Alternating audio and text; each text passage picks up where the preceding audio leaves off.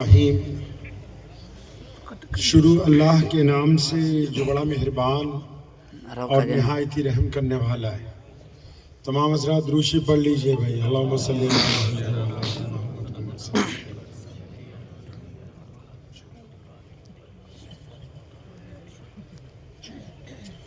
سب تو پہلا پنجابی دے وچ ایک شعر سنانا تانوں، ٹھیک ہے؟ کیونکہ اسی پنجابی ہاں تے پہلا پنجابی کہندا ہے کہ جتھے میرے حضور دے قدم لگے صلی اللہ علیہ وسلم صلی اللہ علیہ وسلم صلی اللہ علیہ وسلم جتھے میرے حضور دے قدم لگے اس تھاں ورگی کوئی تھاں نہیں ہو۔ کہتا ہے جہاں ہمارے نبی علیہ السلام کے قدم مبارک لگ گئے ویسی اب کوئی اور زمین نہیں ہے۔ جتھے میرے حضور دے قدم لگے اس تھاں ورگی کوئی تھاں نہیں ہو، جس دیاں قسماں عرش تے رب کھاوے اس نا ورگا کوئی نا نہیں ہو، تے جیڑی میرے حضور دا منہ چومے۔ اب یہاں وہ ایک عورت کا ذکر کرتا ہے، کہتا ہے ویسی تو کوئی زمین نہیں جہاں نبی علیہ السلام کے قدم لگ گئے، اب کوئی اور ایسی زمین نہیں۔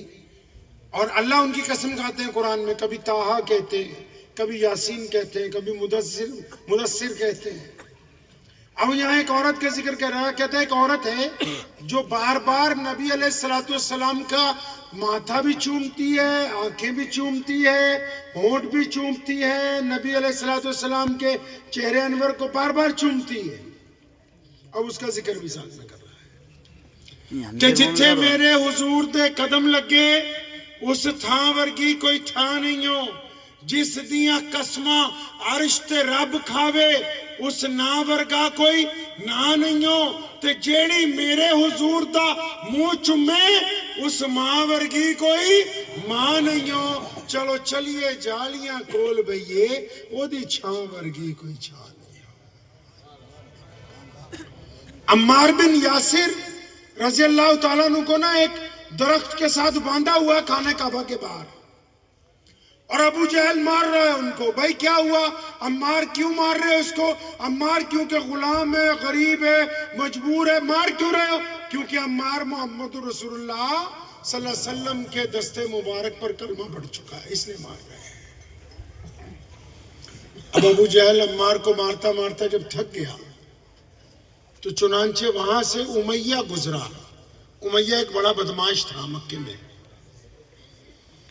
اور وہ حضرت بلال رضی اللہ تعالیٰ عنہ کا مالک بھی تھا، بلال ان کے غلام تھے۔ اب وہ جب گزرا امیہ، ابو جہل نے دیکھا کہ اپنا یار جا رہا، اس نے اس کو آواز ماری کہ امیہ یار یہ عمار کی ہم پٹائی کرتے ہیں، یہ مانتا نہیں ہے، یہ تیرا غلام جو ہے نا بلال یہ بڑا طاقتور ہے، لمبا چوڑا حبشی ہے، اس کو بولو یہ درہ لے کے عمار بن یاسر کو مارے تاکہ عمار کلمے سے انکار کر دے۔ اب ان کے لیے کیا مشکل تھا، امیہ نے اپنے غلام سیدنا بلال رضی اللہ تعالیٰ عنہ کو کہا کہ بلال یہ درہ اٹھاؤ اور عمار بن یاسر کی کھال ادھیڑ دو۔ اب یہاں جو اصل بات وہ یہ ہے کہ ابو جہل اور امیہ کو یہ نہیں پتا کہ بلال بھی مسلمان ہو گئے۔ عمار بن یاسر جو مار کھا رہے ہیں ان کو پتا ہے، کیونکہ دونوں رات کو چھپ کے دار ارقم میں نبی علیہ السلام کے ساتھ نماز پڑھتے ہیں دونوں۔ اب عمار بن یاسر نے جب دیکھا کہ بلال رضی اللہ تعالیٰ عنہ کو مجھے مارنے کے لیے کہہ رہے ہیں تو انہوں نے آنکھوں میں اشارہ کیا۔ سیدنا بلال رضی اللہ تعالیٰ، کیا اشارے کا مطلب تھا؟ اشارے کا مطلب یہ تھا کہ بھائی کہیں اڑ مت جانا، یہ جیسا کہہ رہے ہیں ویسا کرو، کیونکہ میں تو پھنس گیا ہوں، اب کم سے کم تم تو بچ جاؤ۔ بلال سمجھ گئے ان کا اشارہ، آگے پڑے، زمین پر درہ گرا ہوا تھا، درہ اٹھایا اور ہوا میں تیز تیز لہرانے لگے. عمار بن یاسر کی آنکھوں میں آنکھیں ڈالی اور ایک دم بجلی کی تیزی سے پلٹے اور وہ درہ ابو جہل کے منہ پر مارا پھینک کے فرمایا تو کیا سمجھتا ہے عمار اکیلا؟ میں بلال بھی تو محمد الرسول اللہ کا غلام ہوں.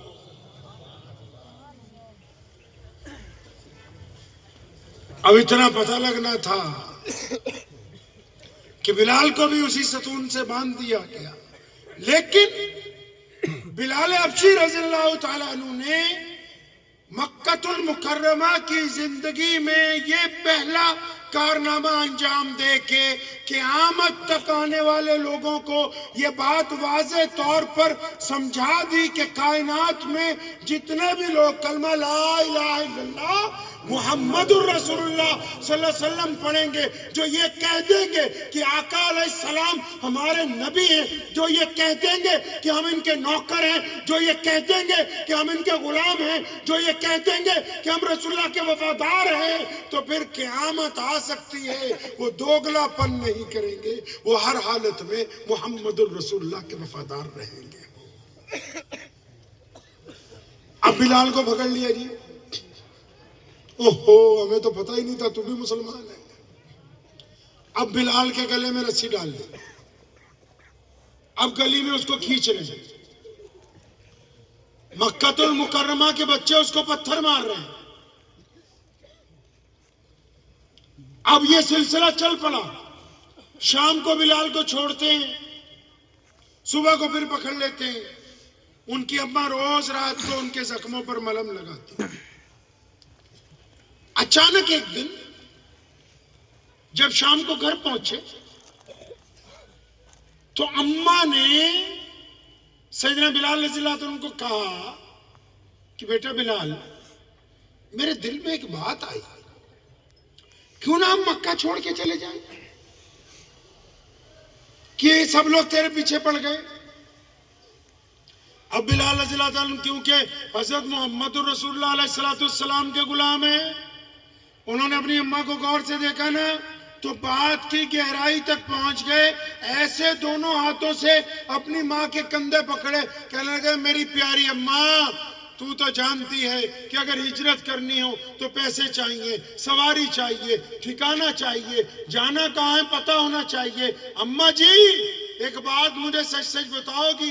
اماں کہنے لگی ہاں بیٹا بتا، کیا پوچھنا چاہتا ہے؟ میں سچ سچ بتاؤں گی. اب بلال تو نبی علیہ السلام کا غلام ہے، اپنی ماں کو پیار سے کندھوں سے پکڑا، کہنے لگا ماں یہ بات تو بتا کہ یہ جو تو مجھے مشورہ دے رہی ہے یہ تجھے آئیڈیا دیا کس نے؟ یہ بات تیرے ذہن میں کہاں سے آ گئی؟ اب بلال رضی اللہ عنہ کی اماں اور خوش نظر آ رہی، کہنے لگے بلال آج تو بڑی حیرت کی بات ہوئی. اماں کیا حیرت کی بات ہوئی؟ کہ آج مکہ المکرمہ کا جو بادشاہ ہے نا ابو جہل، ہاں اماں وہ ہمارے گھر آیا تھا. اوہو اماں وہ ابو جہل جو یہ کہتا ہے کہ کالے لوگ انسان نہیں ہوتے، وہ ابو جہل جو کہتا ہے کہ بلال کی پرچھائی پڑ جائے تو میرے کپڑے ناپاک ہو جاتے ہیں. اماں وہ ہماری جھونپڑی پر.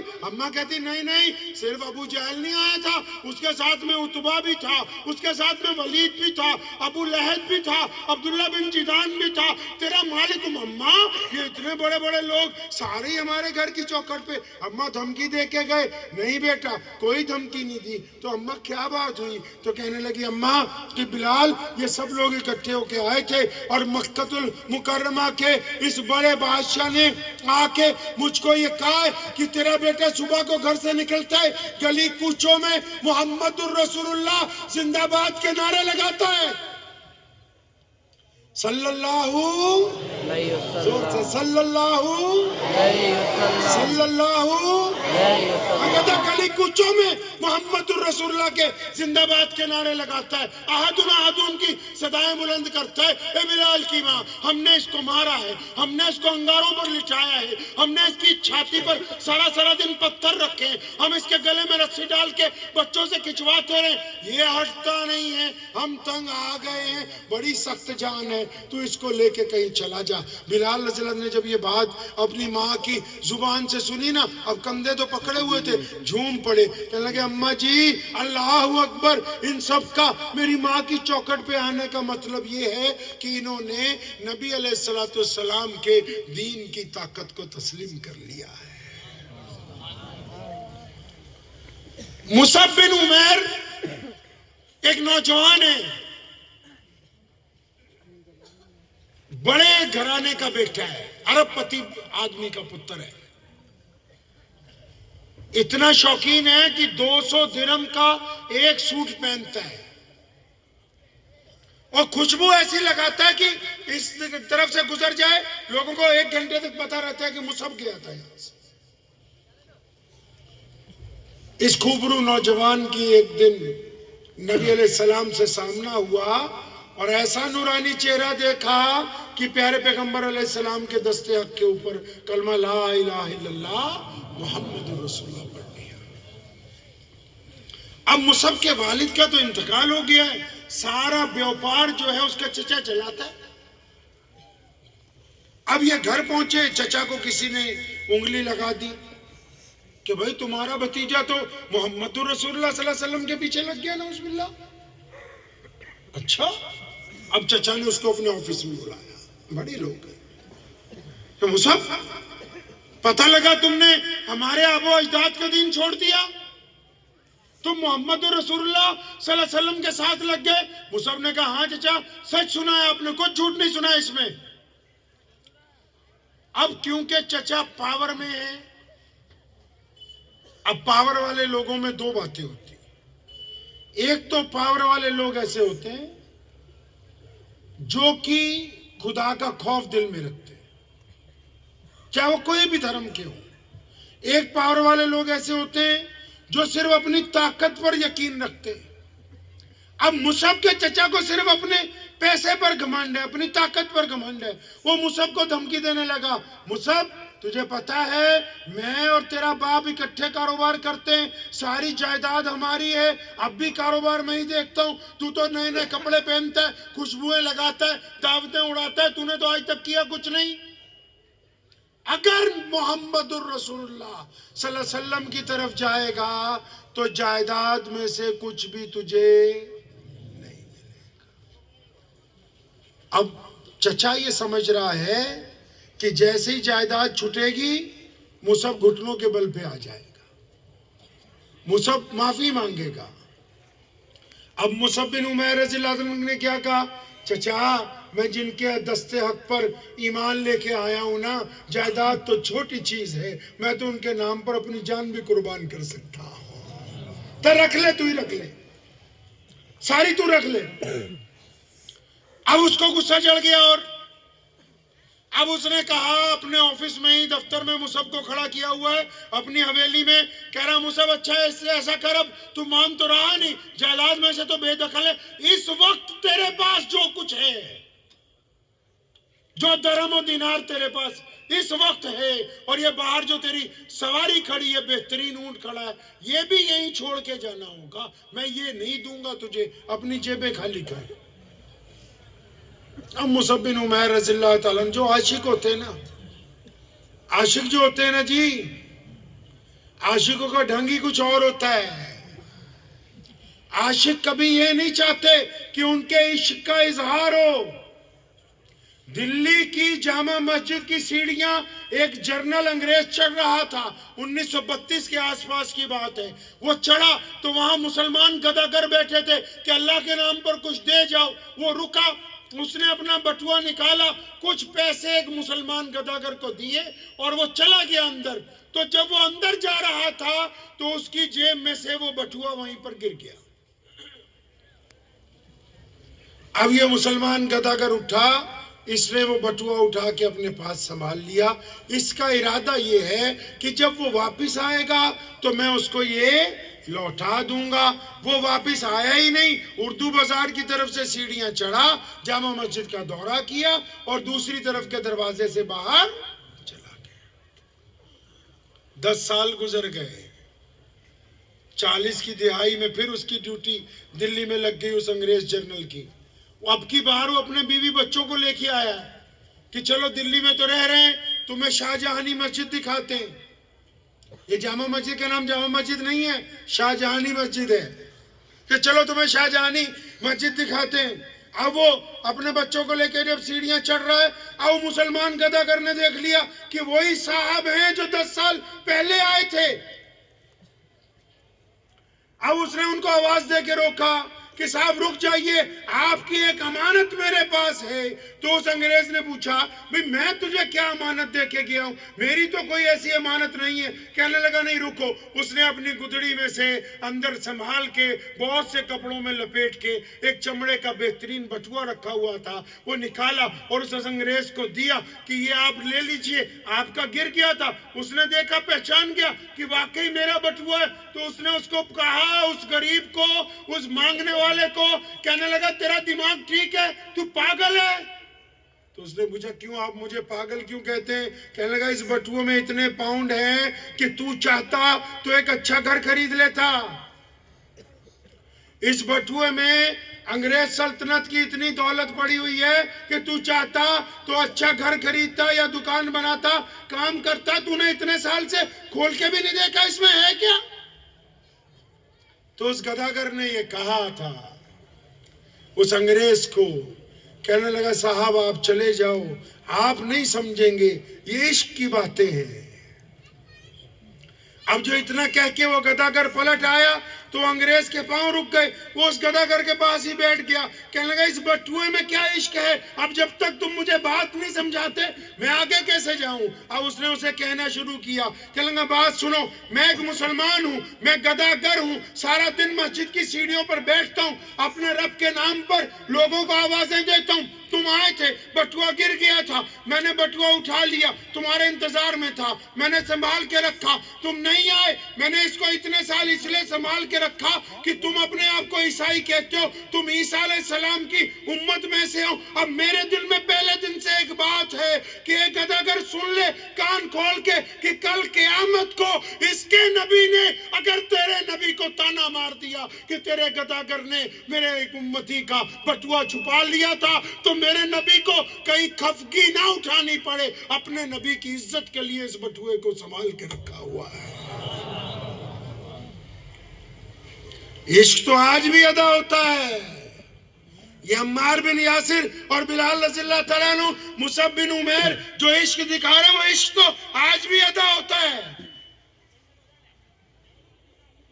اب مصعب کو چچا کو اور غصہ آ گیا، سب پیسے بھی نکلوا لیے. اب مصعب جب باہر نکلنے لگا وہ ضلالت پر اتر آیا. اس نے مصعب کو ادھر بلایا، کہتا ادھر آ، یہ جو قیمتی کپڑا پہنا ہوا ہے، یہ جو قیمتی کرتا پہنا ہوا ہے، یہ ہمارے پیسے کا ہے. جبہ اتارو. مصعب نے جبہ اتارا تو اس کو کہنے لگا یہ جو زیر بند کپڑا باندھا ہوا ہے یہ بھی اتارو، ہمارے پیسے کا ہے. وہ بھی اتروایا، سر سے لے کے پیر تک برہنہ کر دیا. تمام کپڑے مصعب بن عمیر جیسے نوجوان کے اتار لیے. چچا کے ذہن میں ہے کہ کپڑے اترواؤں گا، ڈر جائے گا، بھیک مانگے گا، کہے گا کہ مجھے معاف کر دو. مصعب نے کوئی پرواہ نہیں کی، ویسے ہی چلتا ہوا اپنی ماں کے کمرے میں گیا. اماں نے دیکھا بیٹا سر سے پیر تک بنا کپڑوں کے، آنکھوں پہ ہاتھ رکھ لیے. پوچھا بیٹا یہ کیا ہوا؟ مصعب کہنے لگا اماں، چچا نے محمد رسول اللہ کے دین کی وجہ سے سب کچھ چھینا ہے. اماں تو پتہ ہے جب میں پیدا ہوا تھا میرے لباس نہیں تھا، تو وہ خاتون ہے جس نے مجھے کپڑے پہنائے، آج تیرا بیٹا پھر بے لباس کر دیا گیا. والدہ نے اپنا عورتوں والا جبہ دیا. مصعب بن عمیر جب وہ جبہ پہن کے نبی علیہ السلام کے پاس پہنچے، جب پیارے پیغمبر نے دیکھا کہ میرا لاڈلا صحابی عورتوں کے لباس میں، اور جب یہ پتہ لگا کہ گھر سے بے دخل کیا گیا، کپڑے اتروائے گئے، ننگا کر کے بے عزتی کی گئی، تو نبی علیہ السلام کی آنکھوں میں آنسو آ گئے. فرمایا میرے اللہ جی میں اس سے راضی ہوں، آپ بھی اس سے راضی ہو جائیں. اور پھر مصعب وہ ہے کہ نبی علیہ السلام نے جب مدینے جانا تھا 2 سال پہلے، جب مدینے والے آئے کہ ہمیں کوئی امام دے دو، ہمیں کوئی قائد دے دو، ہمیں کوئی بہترین مسلمان دے دو، ہمیں کوئی عالم دو، کوئی شیخ الحدیث دو، ان کی قیادت نبی علیہ السلام کے جانے سے پہلے اگر کوئی نوجوان کرتا ہے تو مصعب بن عمیر کرتے ہیں رضی اللہ عنہ. نبی علیہ السلام خانہ کعبہ میں بیٹھے ہیں ٹیک لگا کے بیت اللہ سے، اور مکے میں بیت اللہ کے باہر ایک بندہ پریشان پھر رہا ہے۔ پریشان کیوں ہے بھائی، کیا بات ہے؟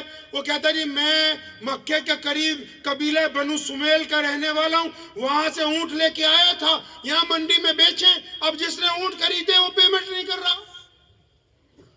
اب وہ لوگوں کو پوچھتا پھرتا ہے مکے میں کہ کوئی ہے یہاں جو میری مدد کرے، تو اس کو جو غیر مسلم حضرات وہاں ملے انہوں نے اس کو یہ مشورہ دیا کہ خانہ کعبہ میں روزانہ صبح کو جو حرم کا برآمدہ ہے، حرم سمجھتے ہیں نا، جو کالے رنگ کا غلاف چڑھا ہوا ہے وہ خانہ کعبہ ہے، جو چاروں طرف برآمدے ہیں ان کو کیا کہتے ہیں؟ مسجد حرم، ٹھیک ہے؟ اب کسی نے اسے کہا کہ وہ برآمدوں میں صبح کو قالین بچھائے جاتے ہیں، وہاں قیمتی لباس پہن کے بڑے بڑے لوگ آتے ہیں، کاروبار کرتے ہیں، کعبہ پیتے ہیں، ان کے پاس جاؤ، وہ مکے کے مالک ہیں۔ اب یہ بندہ صبح کو پہنچ گیا، 10-15 دن سے پریشان تھا۔ جب وہاں پہنچا تو اس وقت ان لوگوں کی جو قیادت کر رہا تھا وہ امیہ تھا۔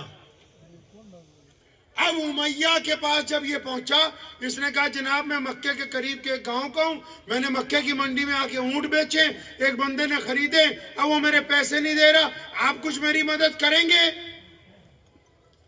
تو کیونکہ 10-15 چودھری بیٹھے ہوئے تھے بڑے بڑے مکے کے، اب وہ بڑے حیران ہو کے اس کو دیکھتے ہیں، اور امیہ اس کو کہتا ہے ہم سب تو یہی ہیں، تیری پیمنٹ کس نے روک لی؟ مطلب مین بدماش تو ہم ہی ہیں بھئی، ہمارے علاوہ مکے میں ایسا کون ہے؟ ایسا کون ہے مکے میں جو تمہارے پیسے روک گیا؟ اب اس بندے نے جب کہا نا جی، کہتے اس کا نام بتاؤ کس نے تیرے اونٹ لے لیے، پیسے نہیں دے رہا۔ اس بندے نے کہا جی جس بندے نے میرے اونٹ رکھ لیے اس کا نام تو ابو جہل ہے۔ اب جیسے آپ ہنسے وہ بھی سب ہنسنے لگے، اوہو یہ تو ہمارے ہی باس کا نام لے رہا ہے، یہ تو ہمارے ہی مالک کا نام لے رہا ہے، بادشاہ کا۔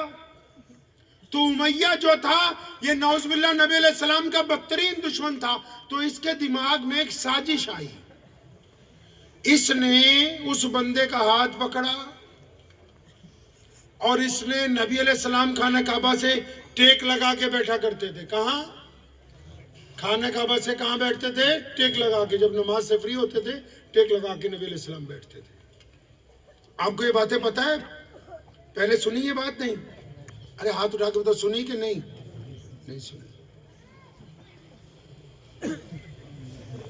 یہاں مولوی کی تنخواہ کیا ہے؟ کچھ پتہ ہے آپ کو؟ کیا؟ 16۔ 15 کو اگر 30 پہ ڈیوائیڈ کر دے تو 500 روپے دیہاڑی ہوئی۔ مزدور کی کیا دیہاڑی ہے؟ مستری کی؟ تو تم نے اپنا مولوی اس سے بھی نیچے رکھا ہوا ہے۔ تو دین کس نے سمجھانا؟ موبائل کمپنی کا چاہیے، گاڑی کمپنی کی، کپڑے کمپنی کے، ہاں جی، اور دین بولے ہم سبھی مفتی ہیں۔ کیلا بیچنے والا بھی فتویٰ دے رہا ہے، پان والا بھی فتویٰ دے رہا ہے، ڈاکٹر تو بولتا ہے میں شیخ الحدیث ہوں، اور انجینئر بولتا ہے میں مفتی ہوں، اور جو ٹرسٹی ہے وہ تو کہتے ہیں ہم بڑے مفتی ہیں شورا کے، صدر کہتا ہے مجھے زیادہ دین پتہ ہے۔ یہ مذاق میں نہیں کہہ رہا، میں آپ لوگوں کو یہ سمجھا رہا ہوں کہ آپ نے اپنے امام کو اتنا نیچے رکھا ہے کہ اس کے پاس فرصت ہی نہیں ہے کہ یا تو 10,000 میں بچے پالے یا سیرت النبی کی کتابیں لے آئے خرید کے اور آپ کو حضور صلی اللہ علیہ وسلم کی زندگی سنائے۔ شادیوں میں بربادی کے لیے پیسہ ہے، گاڑیوں میں بربادی کے لیے پیسہ ہے، اپنے علماء کی خدمت کے لیے۔ یہ تو بیچ میں بعد میں اس لیے لے آیا تاکہ اب کوئی اندازہ ہو کہ جہاں سے دین آنا ہے سیکھنا ہے، ہم ان کے پاس ہی نہیں جا رہے فرصت میں، نہ ان کے پاس بیٹھ رہے ہیں نہ ان کو یہ کہہ رہے ہیں کہ حضرت کوئی نئی کتابیں سیرت النبی کی آئی ہوں ہم سیٹ خرید دیتے ہیں. تو جو کتاب تو ہے وہ 1 روپے کی تو آئے گی نہیں, یا 50,000 کا سیٹ ہوگا, یا بیروت سے منگائیں گے, یا کم سے کم سعودی عرب سے منگائیں گے. کیا بڑے بڑے سیٹ جو ہیں وہ کم سے کم 30,000 40,000 ہزار کے ہیں. بولے نہیں, ہمیں کتابوں کی ضرورت نہیں ہے.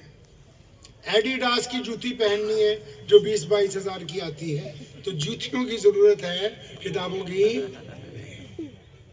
یہ بیچ میں گفتگو تو میں اس لیے لے آیا کہ یہ باتیں, یہ احادیث ہیں, یہ صحیح مستند حضور صلی اللہ علیہ وسلم کا واقعہ ہے کہ نبی علیہ السلام ٹیک لگا کے بیٹھے. اب وہ سائل آیا, امیہ نے اس کو کہا کہ وہ دیکھو وہ جو سامنے خانہ کعبہ سے ٹیک لگا کے بیٹھے ہوئے. اب یہ بندہ نبی علیہ السلام کے پاس جب پہنچا ہے تو یہاں پر ایک بات اور آپ کو سمجھا دوں کہ امیہ دشمن ہے نبی علیہ السلام کا, دشمن ہے نا, بدر میں مارا بھی گیا ہے دشمن, لیکن نبی علیہ السلام کے دشمن کا بھی اس بات پر پکا یقین ہے کہ در رسول پر اگر کوئی جائے گا تو خالی واپس آنے والا نہیں ہے. دشمن بھی یقین رکھتا ہے کہ محمد رسول اللہ کے چوکھٹ پہ اگر یہ اس نے اپنی فریاد لگا دی, فریاد سنی جائے گی, اس کو دھتکارا نہیں جائے گا. نبی علیہ السلام کے دربار میں جا کے اگر اس نے عرضی پیش کر دی تو عرضی پر کاروائی ہوگی, عرضی مسترد نہیں کی جا سکتی, کیونکہ اللہ کے بعد کائنات میں اگر کسی کا مرتبہ ہے تو محمد رسول اللہ صلی اللہ علیہ وسلم. نئے مولوی بھی بیٹھے ہیں, بچے بھی بیٹھے ہیں, ان کو ایک مسئلہ سمجھا دوں. یہ واقعہ بعد میں پورا کر کے سناتا ہوں. مشورہ دے رہا ہوں, فتویٰ نہیں دے رہا. اب جو میں آپ کو بات کہنے جا رہا ہوں وہ مشورہ ہے, فتویٰ نہیں ہے. ایک اچھا ڈاکٹر کون ہے دوسرا ڈاکٹر بتائے گا, اچھا انجینئر کون ہے دوسرا انجینئر بتا سکتا ہے, اچھا عالم کون ہے دوسرا عالم بتا سکتا ہے. تو نبی کا کیا مقام ہے یہ کون بتائے گا بھائی؟ نبی کا مقام تو کوئی نبی ہی بتا سکتا ہے.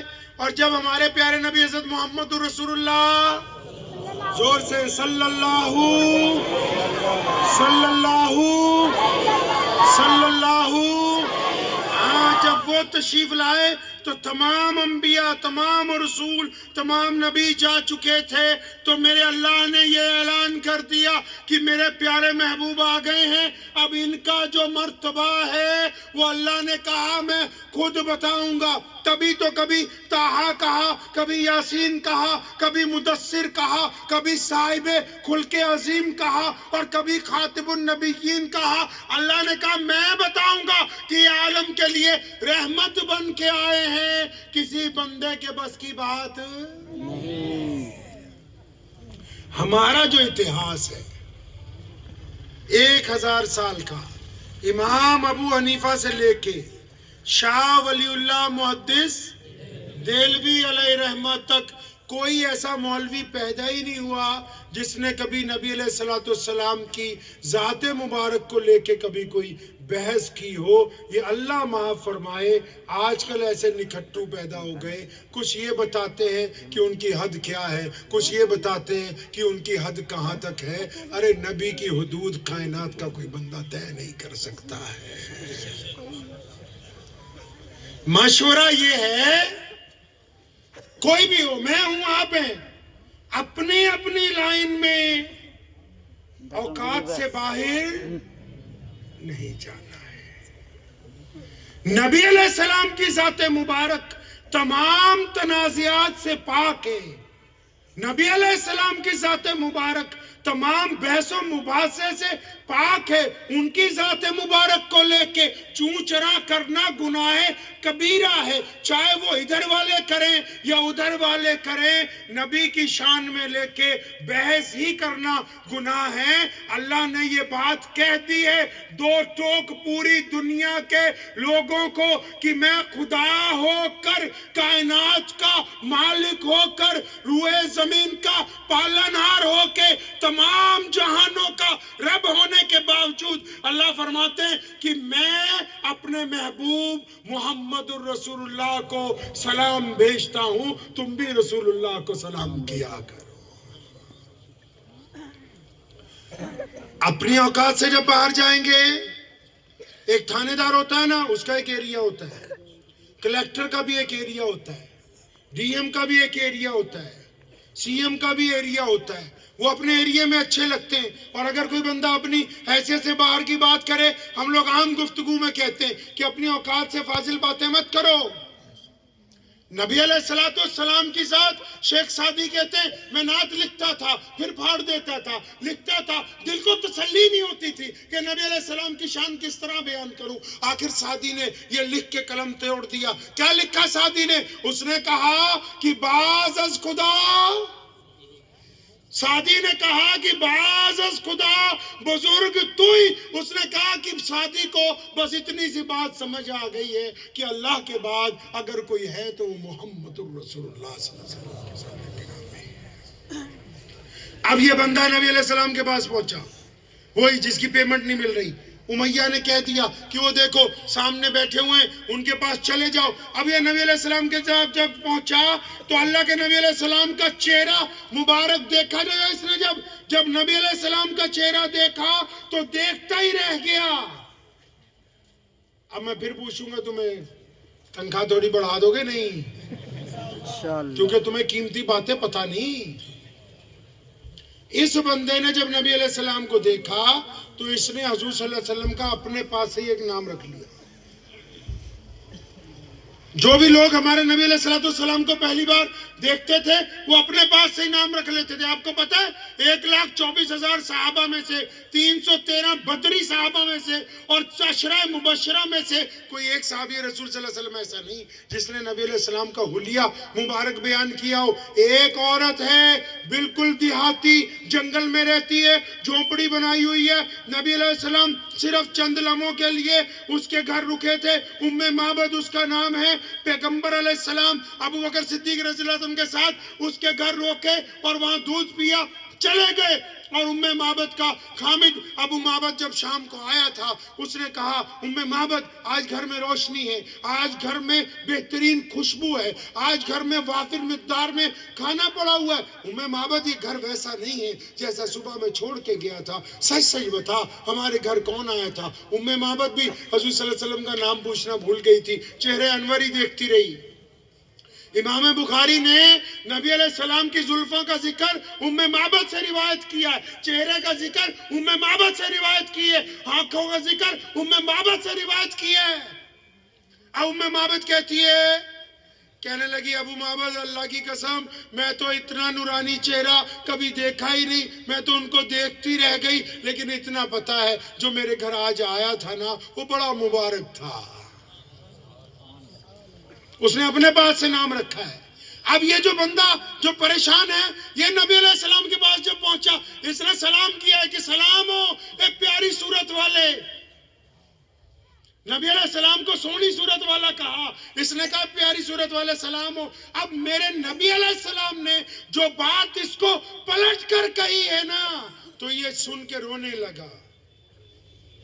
क्या कहा है पता है नबी अलैहि सलाम ने? पता है नबी अलैहि सलाम ने क्या कहा भाई? बोलो तनख्वाह नहीं बढ़ाएंगे।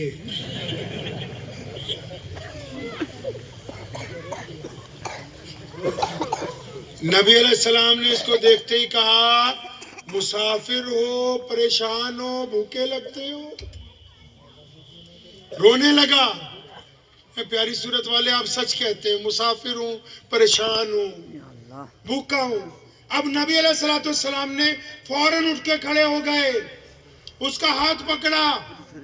आप में जो जिम्मेदार है वो सुनो, इस वाक्य के मुताबिक कोई घर पे काम करवाने आ जाए, कोई फरियाद लेके आ जाए, आते को ये मत कहो बता क्या काम है, खड़े खड़े बातें ना करो। नबी अलैहिस्सलाम ने उसका हाथ पकड़ा, अपने घर ले गए, उसको बिठाया, पानी पिलाया, मुंह हाथ धुलवाए, खाना खिलाया। जब होश हवास दुरुस्त हो गए, अब ये जिसकी मदद कर रहे हैं ना नबी अलैहिस्सलाम, जिस बंदे की मदद कर रहे हैं वो मुसलमान नहीं है। آج کل جو رواج چل پڑا نا، ہم سوچتے ہیں مسلمان مسلمان کی مدد کرے گا، مسلمان مسلمان کو کھلائے گا. نہیں نہیں، پیارے نبی علیہ السلام جو ہیں وہ صرف مسلمانوں کے لیے نہیں پیغام لے کے آئے، انہوں نے کائنات کے تمام انسانوں کو پیغام محبت عطا فرمائے. وہ مسجد نبی علیہ السلام میں بیٹھے، ایک لڑکی کو سامنے سے صحابہ کرام رضی اللہ تعالیٰ اجمعین کا دستہ پکڑ کے لایا. اب دور سے دیکھا کہ وہ جو بٹیا آ رہی ہے اس کے سر پر چادر نہیں ہے. نبی علیہ السلام نے اپنی مبارک چادر اتار کر ایک صحابی کو پکڑائی، فرمایا دوڑ کے جاؤ، وہ جو سامنے بٹیا آ رہی ہے اس کے سر کے اوپر جا کے میری چادر ڈال دو.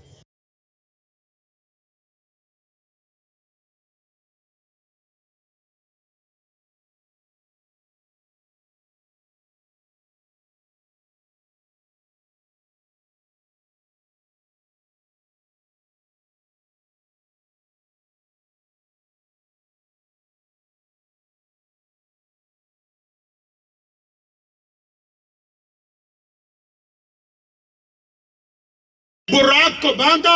وہ جب اس کمرے میں گئے جہاں نبی علیہ السلام آرام کر رہے تھے، اب انہوں نے دیکھا کہ نبی علیہ السلام تو گہری نیند میں ہیں، تو انہوں نے اللہ کو کہا جبریل امین میں کہ آپ کے محبوب سو رہے ہیں، آپ کہہ دیں تو میں آواز دے کے اٹھاؤں. تو جواب آیا یہ ٹھیک ہے کہ تو فرشتوں کا سردار ہے، لیکن اتنا بڑا نہیں بنا کہ میرے نبی کو آواز دینے کی جرت کر سکتا ہو.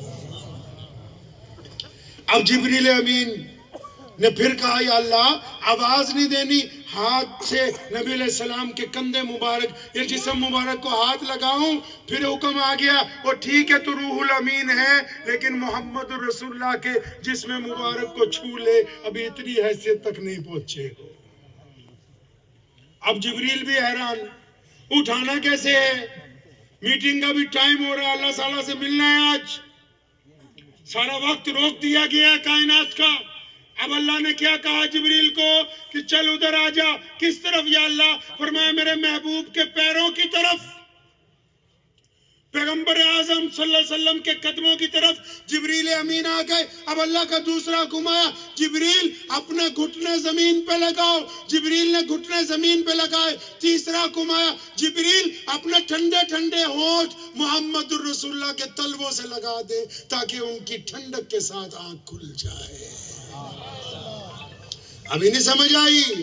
اتنی قیمتی چادر ہے کہ جبریل جس کو ہاتھ نہیں لگا سکتے بوسہ دے سکتے ہیں. اتنی قیمتی چادر ہے وہ کہ کائنات کا سب سے بڑا فرشتہ اس چادر کو نہیں ہاتھ لگا سکتا. اب رسول اللہ صلی اللہ علیہ وسلم نے وہ چادر کندھوں سے اتاری اور وہ بٹیا آ رہی ہے سامنے، فرمایا دوڑ کے جاؤ اس بٹیا کے کندھے پہ ڈالو. اور صحابی جو تھا اس نے اپنی طرف سے ایک بات عرض کی نبی علیہ السلام کے کان میں. وہ کہنے لگا یا رسول اللہ صلی اللہ علیہ وسلم آپ کی چادر طٰہٰ یاسین والی ہے، آپ اس کو رہنے دیں، وہ دشمن کی بیٹی ہے، میں اپنی چادر جا کے اس کے سر پر ڈھانپتا ہوں. نبی علیہ السلام نے یہ بات سنی، آنکھیں سرخ ہو گئی، چہرے پہ غصہ. اور فرمایا سن لے کان کھول کے، تجھے کس نے کہا کہ وہ دشمن کی بیٹی ہے؟ بیٹیاں صرف بیٹیاں ہوتی ہیں، چاہے وہ اپنی ہو یا پھر پرائے کی ہو. اس کے اوپر اگر چادر ڈالی جائے گی تو محمد الرسول اللہ کی ہی ڈالی جائے گی. اور وہ جو بیٹی آ رہی ہے نا، وہ معمولی آدمی کی بیٹی نہیں ہے، وہ حاتم طائی کی بیٹی ہے. حاتم طائی ایک بادشاہ تھا جو بہت بانٹتا تھا اللہ کے راستے میں. وہ نبی علیہ السلام سے چند سال پہلے اس کا انتقال ہو گیا.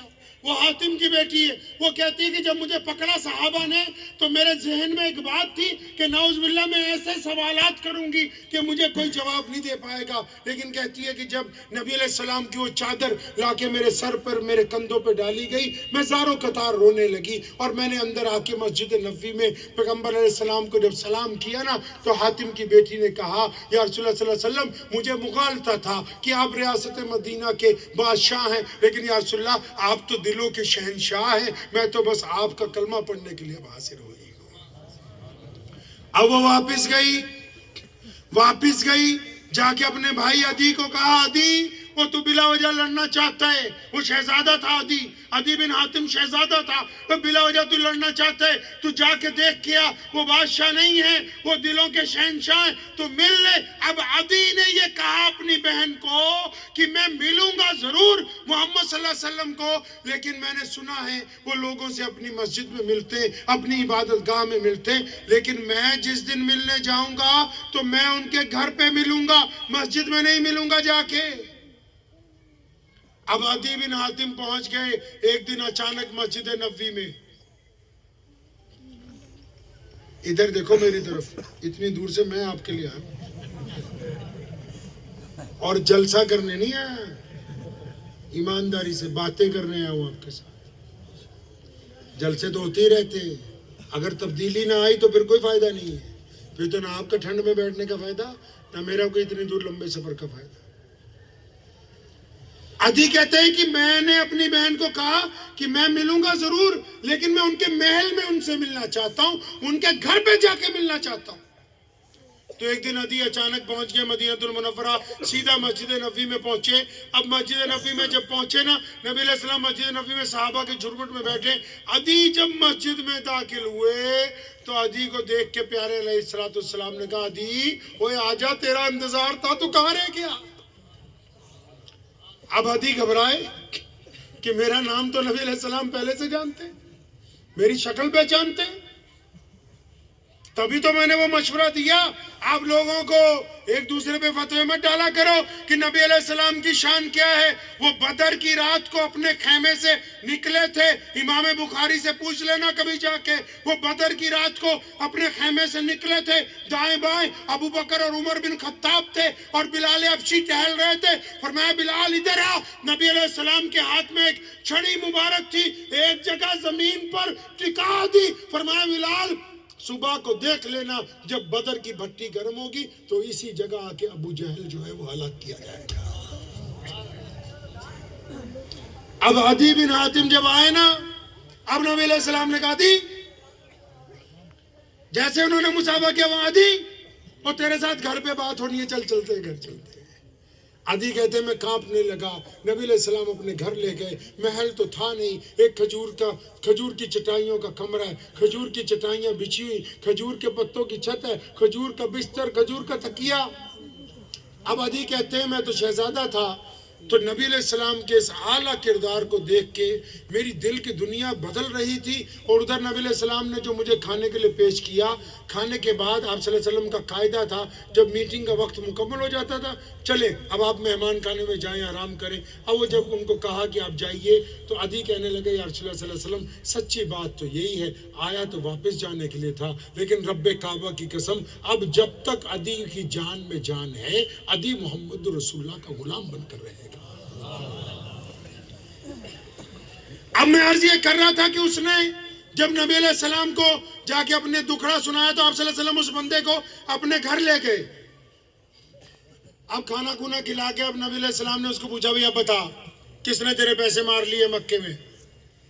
اب وہ بندے نے نبی علیہ السلام کو کہا کہ پیاری صورت والے, میں اونٹ لایا تھا, گاؤں والوں کے اونٹ ہیں, میں کچھ پیسے رکھ لیتا ہوں, کچھ ان کو بچ جاتے ہیں. اب جب منڈی میں بیچیں تو کوئی پیسے نہیں دے رہا جس بندے نے اونٹ خریدے. اب نبی علیہ السلام اس کو پوچھتے ہیں کہ اونٹ کے پیمنٹ کس نے دینی بھائی, کس نے خرید لیے؟ تو وہ کہتا ہے کہ یہ پیاری صورت والے, اس بندے کا نام ابو جہل ہے.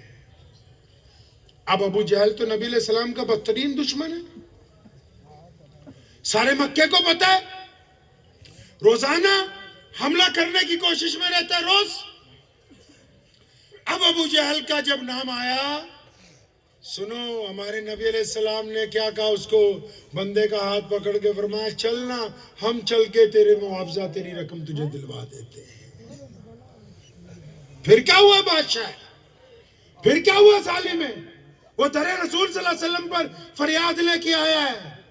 تو سنو سماجی سیوا کرنے والے میرے لیڈر بھائیوں, چودھریوں, سرمایہ داروں, اگر تمہارے گھر پر کوئی فریاد لے کے آ جائے تو یہ بھی نبی علیہ السلام کی سنت ہے کہ اس کے ساتھ چل کے جا کے کام کروا کے آؤ گے. اب نبی علیہ السلام لے کے چل پڑے اس کو.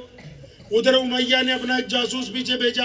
امیہ کیوں چاہتا تھا کہ نبی علیہ السلام کے پاس جائے؟ امیہ اس لیے چاہتا تھا کہ نعوذ باللہ ابو جہل رسول صلی اللہ علیہ وسلم پر حملہ کرنے کا موقع ڈھونڈ رہا ہے. اب جب یہ آپ صلی اللہ علیہ وسلم کے پاس فریاد لے کے جائے گا، نبی علیہ السلام ابو جہل کو جا کے پوچھیں گے تو نعوذ باللہ لڑائی ہو جائے گی، ہم بھی مزہ اٹھائیں گے. اس نے اپنا ایک غلام جاسوس بنا کے بھیجا کہ جب لڑائی شروع ہو جائے تو ہمیں آ کے بتانا ہے، ہمیں بتانا ہے آ کے. اب وہ گیا ہوا تھا غلام پیچھے پیچھے. اب جو اس نے دیکھا کہ نبی علیہ السلام ابو جہل کے دروازے پہ پہنچے، اس بندے نے دروازہ کھٹکھٹایا. ابو جہل نے جب دروازہ کھولا ہے نا، آج پیارے نبی علیہ السلام کو سامنے دیکھا تو ابو جہل کے جسم پر کپ کپی طاری ہو گئی. پیغمبر علیہ السلام نے، میں پنجابی جی دسدا ہوں نا، نبی علیہ السلام نے کہا کیوں ہوئے وہ غریباں نال ہی دھکا کری جانا ہے. مطلب اسلام نے مردانگی کا بھی معیار طے کیا ہے. اپنے سے کمزور کے پیسے مار لینا کوئی مردانگی تھوڑی، بیوی کے منہ پہ تھپڑ مارنا کوئی مردانگی تھوڑی ہے، بچوں کو گالی دے دینا کوئی مردانگی تھوڑی ہے، کسی مانگنے والے کو دھکا مار دینا کوئی مردانگی تھوڑی ہے، کسی ٹھیلے والے کو، رکشے والے کو بدتمیزی سے کہنا آگے ہو جا کوئی مردانگی تھوڑی ہے. اسلام نے مردانگی کا بھی معیار طے کیا کہ اگر کبھی ہو تو اپنے برابر کے ساتھ اگر گفتگو کرو گے تب پتہ لگے گا کہ واقعی مرد ہو. غریب کو تو ہر کوئی گالی دے دیتا ہے. تو نبی علیہ السلام نے ڈانٹیا انہوں کہ کی گال غریباں نال بھی دھکا ہو. اب یہ کانپ رہا ہے. ادھر وہ جاسوس کھڑا دیکھ رہا ہے. وہ یہ سمجھ رہا تھا کہ ابو جہل تلوار نکالے گا، ابو جہل حملہ کر دے گا. اب یہ کانپ رہا ہے. اب نبی علیہ السلام کا حکم ہو گیا جلدی جاؤ اس کی رقم لاؤ. اب وہ کانپتا کانپتا اندر گیا. ایک تھیلے میں جو بھی اس حساب دوڑ کر حساب ہوگا رقم ڈال کے اس لا کے اس بندے کے ہاتھ میں پکڑائی. ادھر جاسوس بھاگا بھاگا امیہ کے پاس گیا کہ تم تو کہتے تھے کہ ابو جہل یہ کر دے گا وہ کر دے گا، وہ تو محمد رسول اللہ صلی اللہ علیہ وسلم کے سامنے بھیگی بلی بنا ہوا. اب نبی علیہ السلام وہاں سے واپس چل پڑے. اب آگے کی بات سنو. جب واپس چلے 2-4 گلیوں کے موڑ مڑے نا تو پیغمبر علیہ السلام خود اس بندے سے پوچھتے ہیں بھئی تیرا کام ہو گیا، اب مجھے اجازت ہے میں جاؤں؟ خود ہی بھیک دیں خود ہی کہیں منگتے کا بھلا ہو. اب نبی علیہ السلام پوچھتے ہیں کہ میں چلا جاؤں؟ اب اس بندہ جو ہے نا وہ نبی علیہ السلام سے منت کر کے کہتا ہے کہ یہ پیاری صورت والے آپ اپنا نام بتا دیں گے نا اگر تو میں گاؤں والوں پوچھیں گے کہ اتنے دن کہاں رہا، میں پہلے تو یہ بتاؤں گا کہ میرے اونٹ کسی غلط آدمی نے خرید لیے، پھر یہ بتاؤں گا پیسے نہیں ملے، پھر یہ بتاؤں گا کہ ایک پیاری صورت والے ملے تھے انہوں نے کھانا کھلایا گھر لے گئے انہوں نے میرے پیسے دلوائے. اب جب گاؤں والے پوچھیں گے ان کا نام کیا ہے، اب مجھے نام نہیں پتا ہوگا تو مجھے کہیں گے تو عجیب آدمی ہے اپنے محسن کا نام بھی نہیں جانتا. اب نبی علیہ السلام کی منت کر رہا ہے یہ پیاری صورت والے اپنا نام بتائیے. اور ادھر آپ صلی اللہ علیہ وسلم کیا کہہ رہے ہیں جی؟ فرمایا نام میں کیا رکھا ہے، کام ہو گیا بس چلو نکلو. اب آج کل ہم ہی جو مسلمان ہی ہیں سمجھو ہمارا اتنا حالت خراب ہے کہ اشتہار میں اگر نام اوپر نیچے ہو جائے تب بھی پنگا پڑ جائے. ہاں جی 2-4 پردھانوں کا نام نہ آئے تب پنگا پڑ جائے. پردھان تو پردھان مولوی ہے تو اتنے تھلے ہو جائے تو ہمیں پنگا پڑ جائے. نبی علیہ السلام ڈھنگ سکھا رہے ہیں جینے کا. میں نے پہلے کہا تھا عاشق چاہتے ہیں کہ ان کا عشق کبھی عیاں نہ ہو. وہ ڈھنگ سکھا رہے ہیں جینے کا. فرمایا نام میں کیا رکھا، چل نکل. وہ پیچھے ہی پڑ گیا منت کرنے لگا نہیں نام بتائیں گے. تو ہمارے نبی علیہ السلام جب بھی کسی کو نام بتاتے تھے تو اس طرح بتاتے تھے کہ میں محمد ہوں اللہ کا رسول. آپ صلی اللہ علیہ وسلم کی مہر کے اوپر بھی یہی لکھا ہوا تھا محمد اللہ رسول، کہ میں محمد ہوں اللہ کا رسول. تو نبی علیہ السلام نے جب یہ بات کہی نا کہ میں محمد ہوں صلی اللہ علیہ وسلم تو اس نے دونوں ہاتھ پکڑ لیے پیارے نبی علیہ السلام کے. یار رسول اللہ صلی اللہ علیہ وسلم میں تو آپ کو اچھی طرح جانتا ہوں.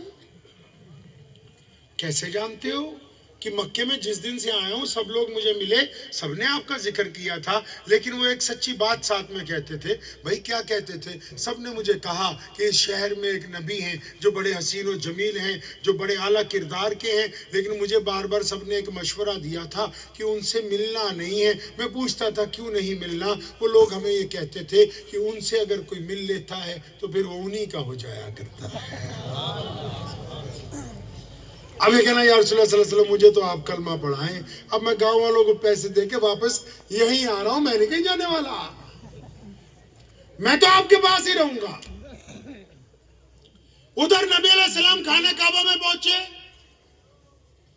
تو آپ نے عثمان بن طلحہ کو، جس کے پاس خانہ کعبہ کی چابی، اس کو بلایا، فرمایا ذرا تالا کھول دے خانہ کعبہ کا، میں چاہتا ہوں کہ 2 نفل نماز پڑھوں اندر خانہ کعبہ کے اندر. اب وہ عثمان بن طلحہ اکڑ گیا. اب اس نے کہا، کہنے لگا قریش کا اگر کوئی بچہ بھی آ جائے، قریش وہاں جو پریوار تھا وہ کنگ تھا وہاں کا، اس نے کہا کہ قریش کا اگر کوئی بچہ بھی آ جائے تو میں اس کو تو چابی دے سکتا ہوں، نعوذ باللہ، آپ کو نہیں دوں گا. تو سنیں یہاں بھی نبی علیہ السلام امت کو کیا سمجھا رہے ہیں. نبی علیہ السلام نے یہ نہیں کہا نعوذ باللہ کہ میں تیرا پرانا جاننے والا ہوں، یہ بھی نہیں کہا ناراض ہو کے کہ یہ جس گھر کی چابی کھولنے کے لیے کہہ رہا ہوں یہ میرے دادا ابراہیم علیہ السلام نے بنائے. ابراہیم علیہ السلام نبی علیہ السلام کے بڑے دادا ہیں. پتہ ہے نا یہ بات کہ نہیں؟ پتہ نہیں تھا نا پہلے؟ تبھی کہہ رہا ہوں تنخواہ بڑھا لو، مذاق نہیں تمہارا، حساب کتاب. ارے نماز میں درود شریف نہیں پڑھتے، اللہم صلی علی محمد وعلی آل محمد کما صلیت اللہ سیدنا ابراہیم. ہاں دادا ہیں وہ، نبی علیہ السلام کے بڑے دادا ابو ابراہیم علیہ السلام ہیں، انہی کی آل اولاد میں ہیں محمد الرسول اللہ صلی اللہ علیہ وسلم. یہ نہیں کہا اس کو کہ یہ میرے دادا کا بنایا ہوا ہے، ان کی زمین، ان کا بنایا ہوا گھر ہے، انہوں نے اس کی بنیاد رکھی. پھر یہ بھی نہیں کہا کہ اب کے دور میں بھی اس کا متولی میرے دادا عبد المطلب ہیں. یہ نہیں کہا کہ ہمارا خاندان اس گھر کا شروع سے مالک چلا رہا ہے، نہیں نہیں، بلکہ اپنا ہاتھ اٹھایا، عثمان بن طلحہ کے کندھے پہ تھپکی ماری ہلکی سی، فرمایا ابن طلحہ لکھ لے کہیں پر جا کے کہ ایک وقت آئے گا یہ چابی ہم تیرے سے واپس لے لیں گے. امت کو درس دے رہے ہیں استقامت کا، امت کو درس دے رہے ہیں جرت کا، امت کو درس دے رہے ہیں کہ اس وقت کے لیے اپنے آپ کو تیار کرو کہ تم اس قابل بن جاؤ کہ جو تالا لگا دیا گیا اس کی چابیاں جو نہیں دی جا رہی، اپنے آپ کو اس قابل بناؤ کہ کل کو وہ چابیاں تمہارے قدموں کے اندر پڑی ہوئی ہیں. منت کرنا نہیں سمجھایا. اب نبی علیہ السلام نے تھپکی ماری، چلے گئے واپس. اب واپس جب چلے گئے نا، ابو بکر صدیق کو کہا بلا کے، ابو بکر تیار ہو جا. جی یا رسول اللہ صلی اللہ علیہ وسلم. کہاں جانا ہے؟ فرمایا تیار ہو جا، ہم لوگ ہجرت کریں گے، ہم دونوں بھی. اب صحابہ تو پہلے ہجرت کر ہی رہے تھے 2 سال سے. اب نبی علیہ السلام نے اپنی ہجرت کے لیے بھی ابو بکر صدیق رضی اللہ عنہ کو بتا دیا. اب یہ ابو بکر کون ہے بھئی؟ ابو بکر کون ہے پتہ ہے؟ کون ہے ابو بکر؟ پتہ ہے نہیں؟ ایسے ہی نا منڈی لاؤ، کوئی کدہ پردھان اٹھ کے کہو بھی 30,000 روپے مہینہ تنخواہ کرا کے. یہ کون ہے ابو بکر پتہ ہے؟ سب سے بڑے مسلمان. اپنے بچوں کو بھی بتاؤ، انبیاء کی جماعت کے بعد محمد رسول اللہ کی امت میں کون ہے ابو بکر؟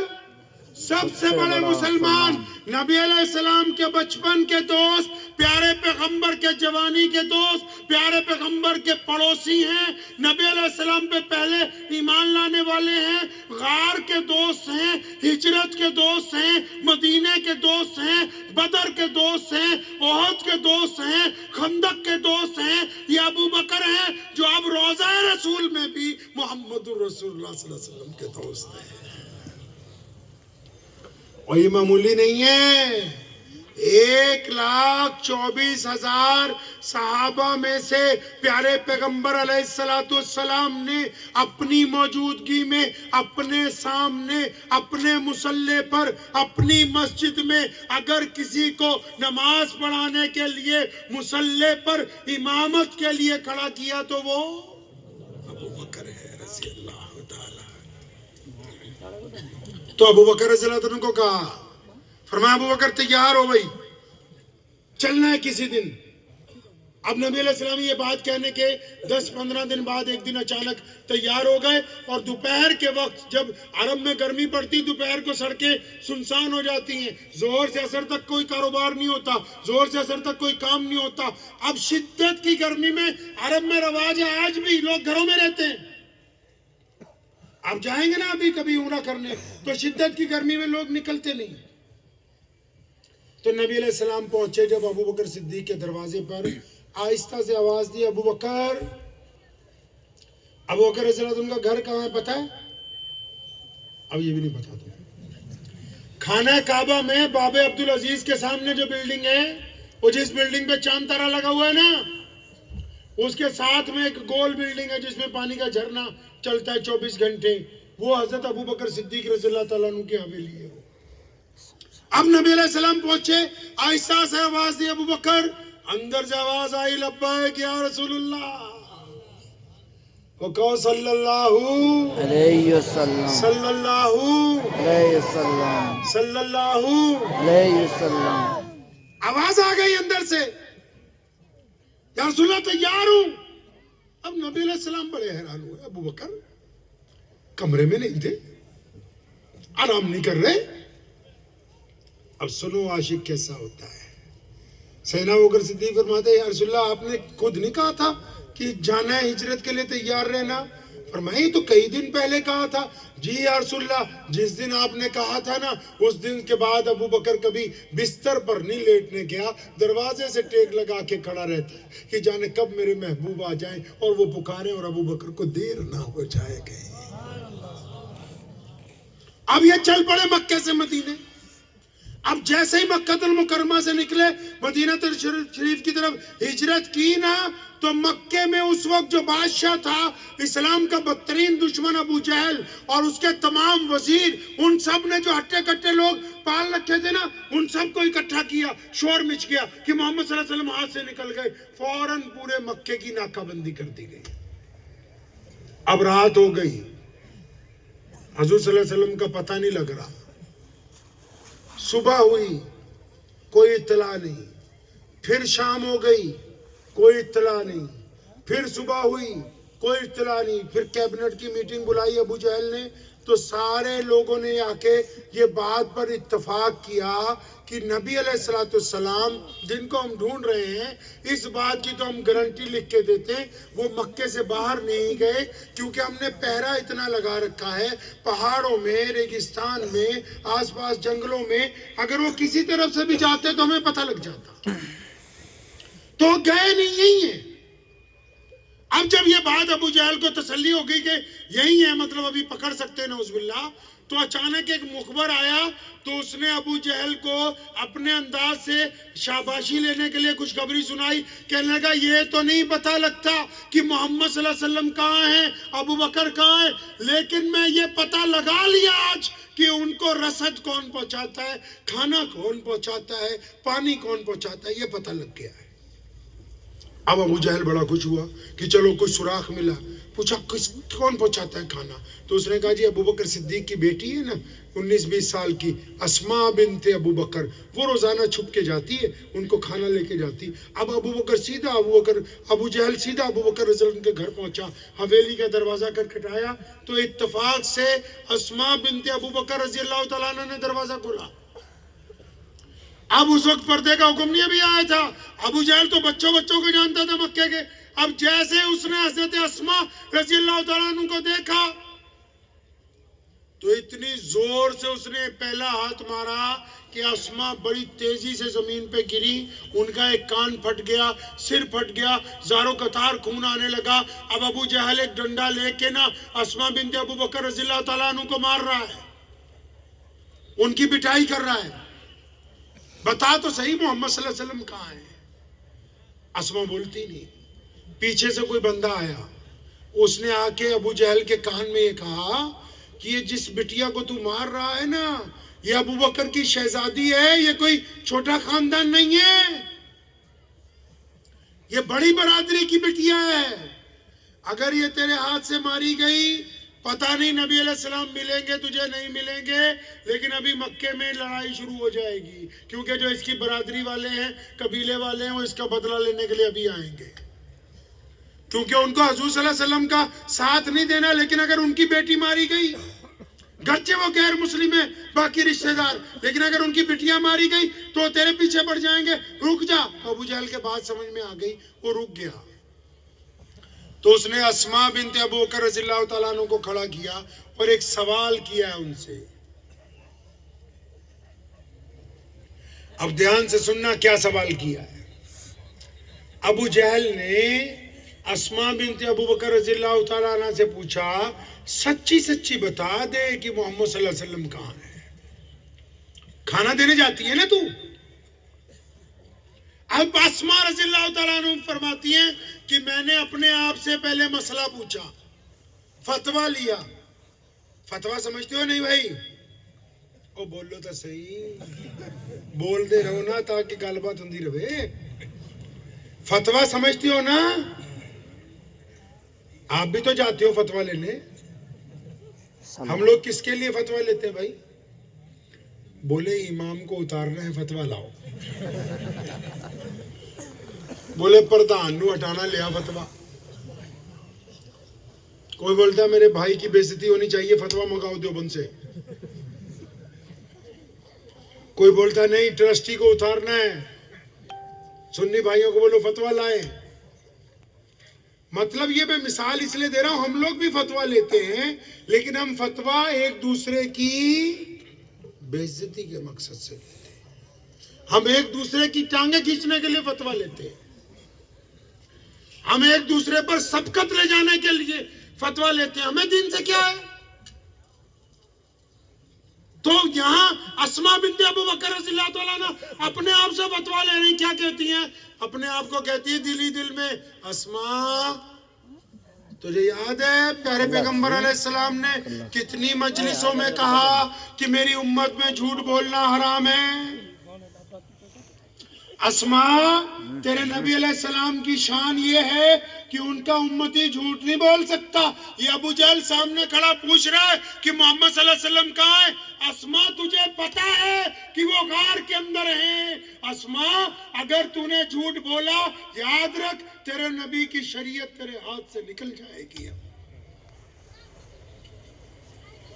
اسما اپنے آپ کو کہتی ہے کہ اسما اگر جھوٹ بول دیا نا تو نبی کے حکم کی عدولی ہوگی, نبی علیہ السلام کی شریعت کا نقصان ہوگا, اسلام تیرے ہاتھ سے چھٹ جائے گا. اب پھر اسما اپنے آپ کو کہتی ہے, اسما اگر تو سچ بولے گی نا, اگر تو پتہ بتا دے گی, تو یہ ابھی سارے کے سارے نبی علیہ السلام کے پیچھے پہنچ جائیں گے, ان کو تکلیف پہنچائیں گے. اب اسما نے کیا کہا سنو. اسما اٹھ کے کھڑی ہو گئی. تاریخ نے ان کے لفظ جو ہیں وہ سنہری حروف میں درج کر دیے. اسما بنت ابو بکر رضی اللہ تعالیٰ عنہ کا کان پھٹ گیا تھا, زار و قطار خون نکل رہا تھا. اپنے ہی کپڑے سے, اپنی چادر سے اپنے کان کو باندھا, پوری گانٹھ لگا کے اسما اٹھ کے کھڑی ہوئی اور ابو جہل کی طرف دیکھ کے کڑک آواز میں کہا کہ اے سن لے ان سب کے بادشاہ, مجھے رب کعبہ کی قسم ہے کہ اسما کو پتا ہے کہ محمد الرسول اللہ صلی اللہ علیہ وسلم کہاں پر ہیں, لیکن کعبے کے رب کی قسم تو اسما کی اگر بوٹیاں بھی نوش دے گا تو مجھ سے پتہ لگوا نہیں سکتا ہے.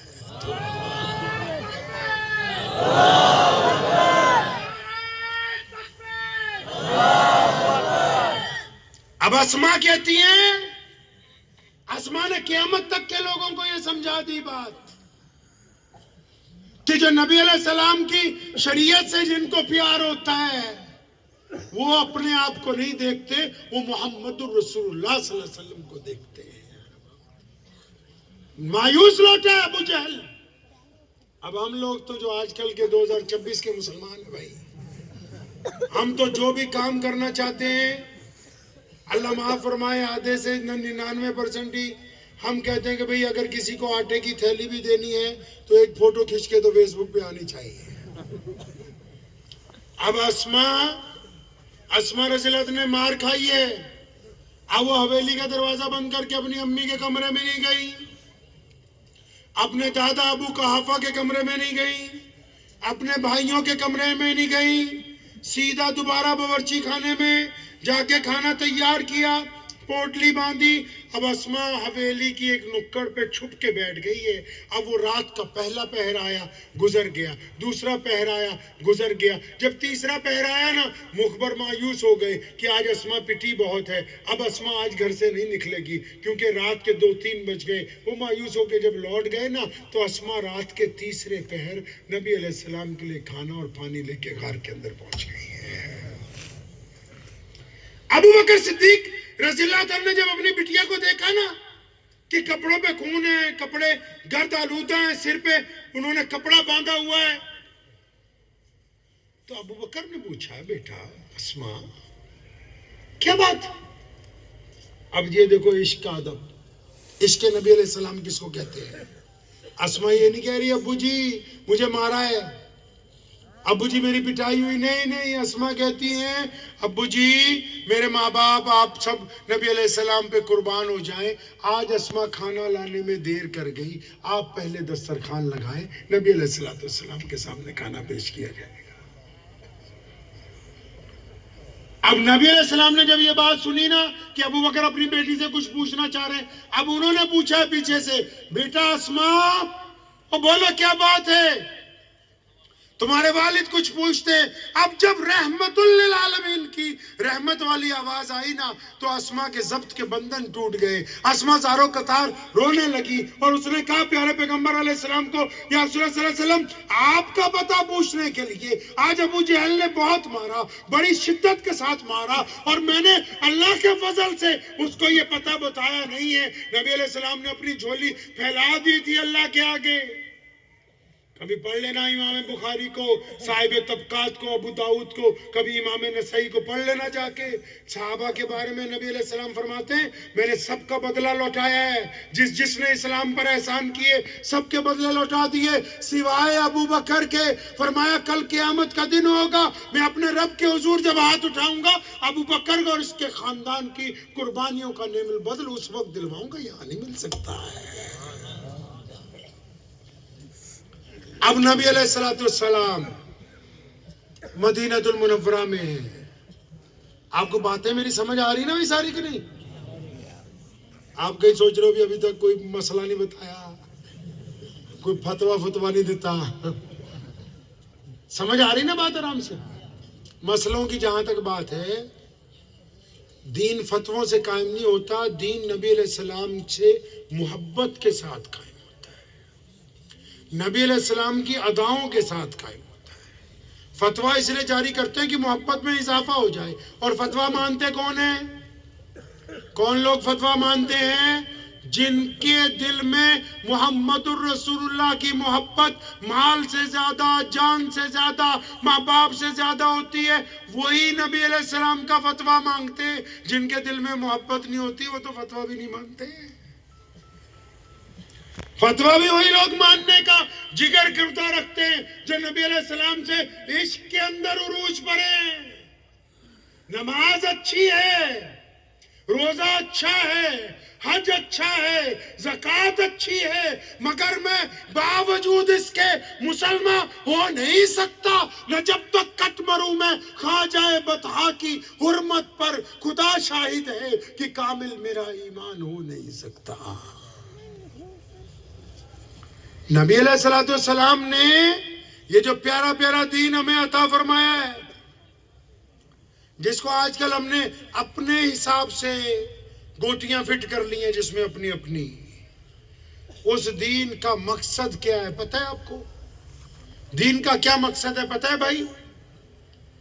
کوئی بتا سکتا ہے کہ نبی علیہ السلام کے دین کا میرا کوئی ہندو بھائی، کوئی سکھ بھائی، کوئی دلت بھائی، کوئی جینی بھائی یہ پوچھے تم سے، اے میرے مسلمان بھائی اپنے دین کا مطلب مجھے سمجھاؤ، ذرا مجھے مقصد سمجھاؤ، اسلام کیا چاہتا ہے؟ اور اس دور میں ضروری بھی ہے، جب واٹس ایپ یونیورسٹی نے غلط فہمیاں پیدا کر دی، ضرورت بھی ہے کہ ہمیں اپنے دین کے بارے میں بتاؤ، کہ ہمارا کوئی پڑوسی بھائی پوچھے تو ہم بتا بھی سکیں۔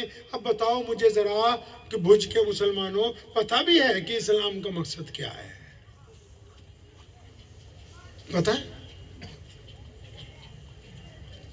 نہیں پتہ۔ اسلام کیا کہتا ہے دنیا سے؟ اچھا یہ تو پتہ ہی ہوگا کہ ہم لوگ نماز کیوں پڑھتے؟ ارے نماز تو پڑھتے ہو نا سب لوگ؟ جو نہیں پڑھتے کو انشاءاللہ پڑھ لیں گے انشاءاللہ۔ بھائی یہ تو پتہ ہے نا کہ نماز کیوں پڑھتے ہیں؟ پتہ ہے کسی کو آپ میں سے نماز کیوں پڑھتے ہیں؟ کیا نام بیٹا تیرا؟ نماز کیوں پڑھتے ہیں؟ اللہ کو راضی کرنا۔ اور تم بھی اللہ کو راضی کرنا۔ آپ کیوں پڑھتے بھائی؟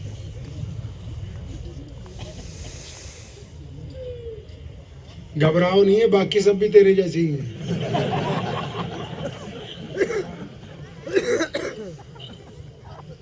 مولویوں کی تنخواہ تم خوب بڑھواؤ، نہیں تو معاملہ ختم ہے سر۔ یہ قورمے بریانی تک ہی رہ جائیں گے مزاج میں۔ ان کو تو بڑی سخت ضرورت ہے ابھی۔ اب دیکھو یہ بھی نہیں پتا کہ اسلام کا مقصد کیا ہے، اور یہ بھی نہیں پتا کہ نماز کو پڑھتے۔ پیچھے چلو اپنے نبی علیہ السلام کو، اگر اسلام کو جاننا ہے، سنو ایک چھوٹا سا نقطہ آپ کو بتا کے جانا۔ اگر آپ یہ چاہتے ہیں کہ آپ کو دین اچھی طرح سمجھ آئے تو نبی علیہ السلام کی پیدائش سے لے کر سیرت النبی علیہ السلام سننی ہے، پڑھنی ہے، پڑھوانی ہے۔ اب جب سیرت النبی علیہ السلام جب چلے گی تو اس میں نبی علیہ السلام پر پہلی وحی کے واقعات بھی نظر آئیں گے، قرآن بھی نظر آئے گا، سنتیں بھی نظر آئیں گی، گھر بھی نظر آئے گا، کاروبار بھی نظر آئے گا، تفسیر بھی نظر آئے گی، حدیث بھی نظر آئے گی، عشق بھی نظر آئے گا، چلنا بھی نظر آئے گا، ہجرت بھی نظر آئے گی، کھیتی بھی نظر آئے گی، کھلیان بھی نظر آئیں گے، بدر بھی نظر آئے گی، احد کا میدان بھی نظر آئے گا، عمرے بھی نظر آئیں گے، حجۃ الوداع بھی نظر آئے گا، امی کی محبت بھی نظر آئے گی، باپ کی حقیقت بھی نظر آئے گی، بھائیوں کا معاملہ بھی نظر آئے گا، چچا سے محبت بھی نظر آئے گی، یاری دوستی کے قصے بھی سنو گے۔ اگر سیرت نہیں پڑھو گے تو بس پھر پجامہ اوپر ہے تو جنت میں جاؤ گے، نیچے ہے تو جہنم میں جانے والے ہو۔ کیونکہ کل دین نبی علیہ السلام کی محبت میں ہے، اور محبت وہ نہیں جو صرف زبان سے ادا ہو جائے، محبت جو کردار میں نظر آنی چاہیے، کردار میں محبت نظر آنی چاہیے۔ محبت تو آج بھی ادا ہوتی ہے جب کسی غیر کی بیٹی یا اپنی بیٹی یا کسی اور مذہب کی بیٹی سڑک سے گزرتی ہے اور ایک ایمان والا اس لیے آنکھیں نیچی کرتا ہے کہ میرے نبی نے کہا کہ غیر کی بٹیا کی طرف نہیں دیکھنا ہے، تو محبت تو آج بھی ادا ہوتی ہے محمد رسول اللہ کے ساتھ۔ جب کاروبار میں بندہ ٹھگی مارنے کا موقع ہو اور ٹھگی نہ مارے اس لیے کہ میرے نبی علیہ السلام نے کہا کہ کاروبار میں بے ایمانی نہیں کرنی، محبت تو اب بھی ادا ہوتی ہے۔ محبت تو اب بھی ادا ہوتی ہے کہ باپ کے مرنے کے بعد بہن کو اس کا حق دے دیا جائے۔ کون کہتا ہے محبت اب ادا نہیں ہوتی؟ محبت تو اب بھی ادا ہوتی ہے کہ پڑوسی جس مرضی مذہب کا ہو، اگر پڑوسی دکھ میں ہے تو ہم اس کے کندھے سے کندھا ملا کے کھڑے ہو جائیں، اگر پڑوسی پریشانی میں ہے ہم اس کی پریشانی کو کم کریں، اگر پڑوسی کو کوئی دکھ ہے تو ہم اس کا جا کے دکھ بانٹ دیں۔ محبت تو آج بھی ادا ہوتی کہ میرے نبی نے کہا کہ پڑوسی کوئی بھی ہو چاہے غیر مسلم کیوں نہ ہو، پڑوسی کے ساتھ جو بے ایمانی کرے گا وہ مسلمان نہیں کہلائے گا۔ محبت تو اب بھی ادا ہوتی ہے۔ تو 1450 سال پیچھے چلتے ہیں، مکہ ہے۔ نبی علیہ السلام کو نبوت کب دی گئی پتہ ہے؟ پیارے نبی علیہ السلام جو نبی بنائے کب بنائے پتہ ہے؟ مکے میں نہیں بنائے گئے نبی. اللہ نے جب کائنات بنانی تھی تو پہلے نبی علیہ السلام کو نبی بنانے کا فیصلہ کیا گیا اور پھر کائنات بنائی گئی, پھر ساری روحوں کو ایک جگہ اکٹھا کیا گیا اور پھر تمام روحوں سے محمد رسول اللہ کے خاتم النبیین ہونے کا حلف دلوایا گیا. آدم کہتے ہیں کہ جب میں جنت میں تھا تو پتوں پر لکھا ہوا تھا لا الہ الا اللہ محمد رسول اللہ صلی اللہ علیہ وسلم. لقمان حکیم نے بیٹے کو کہا تھا کہ کبھی کوئی دعا نہ قبول ہوتی ہو نا تو محمد کا نام لے کے صلی اللہ علیہ وسلم میرے رب سے مانگنا, جو چاہو گے وہ مل جائے گا. اب مکہ ہے, نبی علیہ السلام کو اللہ نے حکم دے دیا کہ اب ان لوگوں کو بتاؤ کہ آپ ہی ہیں وہ جن کے لیے ہم نے کائنات کو بنایا ہے, وہ آپ کی ذات ہے. اب نبی علیہ السلام نے جب بتایا نا, سب سے پہلے دیکھو سب سے پہلے کون مسلمان ہوا؟ ہم سب کی ماں امی خدیجۃ الکبریٰ رضی اللہ تعالی عنہ. پردھانوں بن جو بندے تسی. اور پھر سیدنا ابو بکر صدیق رضی اللہ تعالیٰ عنہ. غلاموں میں سیدنا سمیہ عمار بن یاسر اور سیدنا بلال, اور بچوں میں نوخیز جو نوجوان ہونے والے بچے تھے, ان میں سب سے پہلے جس نے یہ کہا ہے کہ یا رسول اللہ صلی اللہ علیہ وسلم چاہے کچھ ہو جائے, آندھی آئے, طوفان آئے, دشمن ایک طرف ہو جائے, سب آپ کے مخالف ہو جائیں, اگر کسی نے کھڑے ہو کے لبیک یا رسول اللہ کا نعرہ لگایا تو اور کوئی نہیں, ہم سب کے مالک مولا علی کرم اللہ وجہ کی ذات گرامی ہے. مولا علی نے کہا تھا یا رسول اللہ میں ساتھ ہوں, اور ایسے نہیں کہا, چھوٹے تھے نا تو اپنے پنجوں کے بل ایڑیاں اوپر اٹھائیں اور دونوں ہاتھ ہوا میں اٹھا کے آواز ماری. جب سب رشتہ دار بیٹھ گئے, چپ ہو گئے, جب نبی علیہ السلام نے رشتہ داروں کو کہا کہ میرا ساتھ دو, اب یہ سارے رشتہ دار جب چپ ہو گئے, مولا علی رضی اللہ عنہ سب سے پیچھے تھے, پنجوں کے بل اٹھ کے کھڑے ہوئے, فرمایا یا رسول اللہ میں آپ کے ساتھ ہوں, یہ آئے یا نہ آئے میں آپ کے ساتھ رہوں گا. اب یہ جو 3 4 5 لوگ پہلے مسلمان ہوئے, انہوں نے بڑی قیمتی بات نبی علیہ السلام کو پوچھی کہ یا رسول اللہ صلی اللہ علیہ وسلم ہم نے آپ کے کہنے پہ اللہ کو ایک مانا, ہم نے آپ کی نبوت کی گواہی دے دی ہے, اب کرنا کیا ہے؟ سن لو اس بات کو کان کھول کے, اور اسے بتانا ہے ساری دنیا کو. صحابہ نے پوچھا یا رسول اللہ کیا کرنا ہے اب؟ پیارے پیغمبر علیہ السلام نے 2 لفظوں میں دین سمجھایا. اب آپ کسی کو یہ تو نہیں کہہ سکتے نا, کوئی پوچھے اسلام کیا ہے کہ جی نماز پڑھنے والا مسلمان ہوتا ہے, جی روزہ رکھنے والا مسلمان ہوتا ہے. نہیں, نبی علیہ السلام نے ہمیں سمجھایا کہ جو بندہ ایک اللہ اور اس کے رسول علیہ السلام پر ایمان رکھتا ہو, اس پر لازم ہے کہ وہ دنیا کے تمام لوگوں کو برابری کا درجہ دے گا. دیکھو کتنا خوبصورت پیغام ہے اسلام کا, 2 لفظی پیغام کہ اگر کوئی بندہ کلمہ پڑھے گا تو اس پہ کیا لازم ہے, وہ کسی کو غریب کو اپنے سے نیچے نہ سمجھے, کالے کو اپنے سے نیچے نہ سمجھے, کسی ان پڑھ کو اپنے سے. فرمایا اب میں آ گیا ہوں نا, محمد رسول اللہ نے فرمایا اب میں آ گیا ہوں, اب تمام انسان ایک برابر ہیں, کسی کو کسی کے اوپر کوئی فوقیت حاصل نہیں. اب یہ والی جو بات ہے نا, میں ذرا دیسی زبان میں آپ کو سمجھاتا ہوں, یہ والی بات معراج کی رات میں اللہ تعالیٰ سے ڈسکس کی گئی کہ اللہ مجھے تو ایسے بندے چاہیے جو لوگوں سے محبت کریں. اسلام کا مطلب سلامتی, سلامتی کا مطلب دوسرے کو سکون پہنچانا, دوسرے کو سکون کا مطلب میں مسلمان ہوں, وہ میرا ہندو بھائی ہے, وہ سکھ بھائی ہے, وہ جینی بھائی ہے, وہ دلت ہے, وہ اپنے مذہب کے رنگ میں, میں اپنے مذہب کے رنگ میں دوسرے مذہب والوں کو اپنے سے گھٹیا نہ سمجھوں, اپنے سے کمتر نہ سمجھوں. اسلام یہ کہتا ہے کہ دوسرے بندے کو تسلیم کرنا کہ وہ بھی اللہ کی مخلوق ہے, اللہ نے ان کو حقوق دیے ہیں, صرف اپنے ہی اپنوں کی بات کرنا اسلام کا نام نہیں ہے. محمد رسول اللہ نے سب کے لیے برابری کا حکم جاری فرمایا. کہ آپ کسی کے اوپر، اور یہاں تک فرمایا کہ کسی ماں نے کوئی بچہ ایسا پیدا نہیں کیا جو آپ کہہ دیں کہ اس کی برادری نیچی ہے یا یہ گھٹیا. نہیں، اللہ نے سارے انسان عزت والے بنائے، سارے انسان عزت والے. سیدنا سلمان فارسی رضی اللہ تعالیٰ عنہ کے متعلق ایک جگہ لکھا ہے کہ انہوں نے بلال رضی اللہ عنہ کو مذاق میں 100% مذاق میں ایک دن کہا، اوے کالیمہ کے بیٹے کیا حال ہے؟ اب بلال کے دل پہ لگ گئی.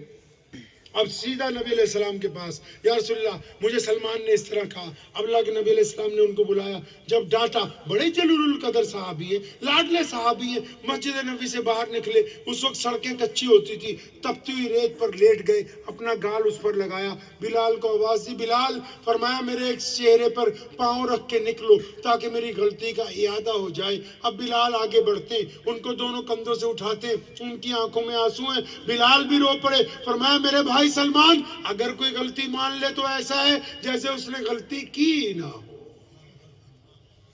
اب جب ہمارا جو دین ہے، ہمارا دین یہ کہتا ہے کہ کائنات کے تمام لوگ ایک برابر ہیں. کبھی مسجد ہے یہاں پر؟ مسجد میں جاتے ہو نا آپ؟ مسجد کو دھیان سے دیکھا کیسی ہوتی مسجد؟ دیکھا کبھی دھیان سے؟ مسجد نماز پڑھنے کے لیے نہیں بنائی، مسجد جماعت سے نماز پڑھنے کے لیے بنائی. نبی علیہ السلام نے فرمایا مسجد اس لیے تاکہ تم جماعت سے نماز پڑھو. یا رسول اللہ صلی اللہ علیہ وسلم جماعت سے کیسے؟ فرمایا کندھے سے کندھا جوڑ کے. سونے پیغمبر کو پوچھا یا رسول اللہ کندھے سے کندھا جوڑنے سے کیا ہوگا؟ فرمایا تمہارے دل آپس میں مل جائیں گے نا، تمہارے دل مل جائیں گے نا آپس میں. پھر اگر فجر میں عبد الرحمن نہیں آیا، ظہر میں نہیں آیا، عصر میں نہیں آیا، تو مغرب میں اس کے نمازی دوست کہیں گے آج کہاں عبد الرحمن، چلو پوچھ کے آتے ہیں، اس کا دکھ درد بانٹیں گے. اب تو یہی پتا نہیں کہ مسجد بنائی کیوں ہے. مسجد میں نبی علیہ السلام کے پاس غریب آتے ہیں، کپڑے لے کے جاتے ہیں، بھوکے آتے ہیں، کھانا کھا کے جاتے ہیں، مسافر آتے ہیں، سواری لے کے جاتے ہیں. وہ مسجد تو ماں کی طرح بنائی کہ اس میں جو عبادت گزار ہوں گے وہ سب کا دھیان رکھیں گے. اب تو کہتے ہیں بس استنجا کرو، نماز پڑھو، اور سنت پڑھتی اے سی بند کر دیے جائیں گے تاکہ تم اپنے گھر چلے جاؤ. دین کو سمجھیں، دین آسان ہے. اب مسجد میں پھر جاؤ، دوبارہ مسجد میں جائیے. ابھی ہم عشاء کی نماز پڑھیں گے، مؤذن تکبیر کہے گا، امام نیت باندھ لے گا. اب میں آپ کا خاص مہمان ہوں، مفتی صاحب بیٹھے ہوئے ہیں، محتمم صاحب بیٹھے ہیں، صدر صاحب بیٹھے ہیں، کتنے ذمہ دار بیٹھے ہیں. اب ہم لوگ وضو کرتے ہوئے لیٹ اگر ہو جائیں گے تو آپ ہمیں کہاں جگہ دو گے جی؟ امام نے نیت باندھ لی، ہم لیٹ پہنچے تو کہاں جگہ دو گے؟ اور بولو تو صحیح، پیچھے. اور اگر جمعے کی نماز ہو رہی ہو، ہم اور لیٹ ہو جائیں تو کہاں جگہ دو گے؟ اور پیچھے. کہاں؟ اور اگر ایک آدھی رکعت ہو گئی جمعے والے دن اور کوئی بڑا محدث آ جائے، شیخ الحدیث آ جائے، کوئی مسلمان آفیسر آ جائے، کوئی مسلمان وزیر آ جائے، کوئی مسلمان عرب پتی آ جائے، اب ادھر امام صاحب 1-2 رکعتیں پڑھا چکے تو اس نے کہاں نماز پڑھنی ہے؟ وہاں جہاں مسلمانوں نے اپنی جوتیاں اتاری ہیں نا، ان جوتیوں کو دائیں بائیں کر کے اس کو وہاں مصلی بچھا کے نماز پڑھنی، کیونکہ یہ محمد الرسول اللہ کی مسجد ہے. اس میں کسی امیر کو، کسی غریب پر، کسی گورے کو، کسی کالے پر کوئی فوقیت حاصل نہیں ہے. یہ بار بار سکھاتی ہے مسجد. ہم دین کو اس روش میں نہیں لا رہے جس روش میں دین کی ضرورت ہے. پلٹیں گے دین کی طرف نہیں انشاءاللہ، پلٹیں گے انشاءاللہ. تو بندہ گھر میں ایک خراب ہے، اس کو صحیح کرنا ہے. آپ کے گھر میں ایک بندہ خراب ہے، اس کو صحیح کرنا ہے. کر لیں گے انشاءاللہ. میں ایک جگہ جلسے میں گیا تو ایسے ہی سب لوگ بیٹھے ہوئے تھے، تو میں نے پوچھا گھر میں ایک بندہ خراب ہے، اس کو صحیح کرنا ہے. تو آگے ایسا کوئی لڑکا بیٹھا ہوا تھا. میں کہا پنجابی جیسی ہوتے پنجابی سے گل کر دینا. اور میں کہا توں دس تہاڈے گھر کون خراب ہے؟ کہندا جی میرا باپو پیو بہت خراب ہے.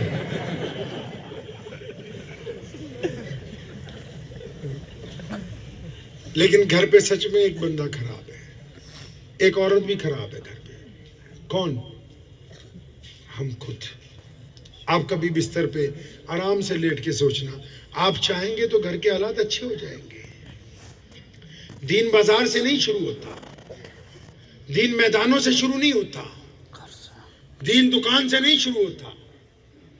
دین مسجد سے شروع نہیں ہوتا.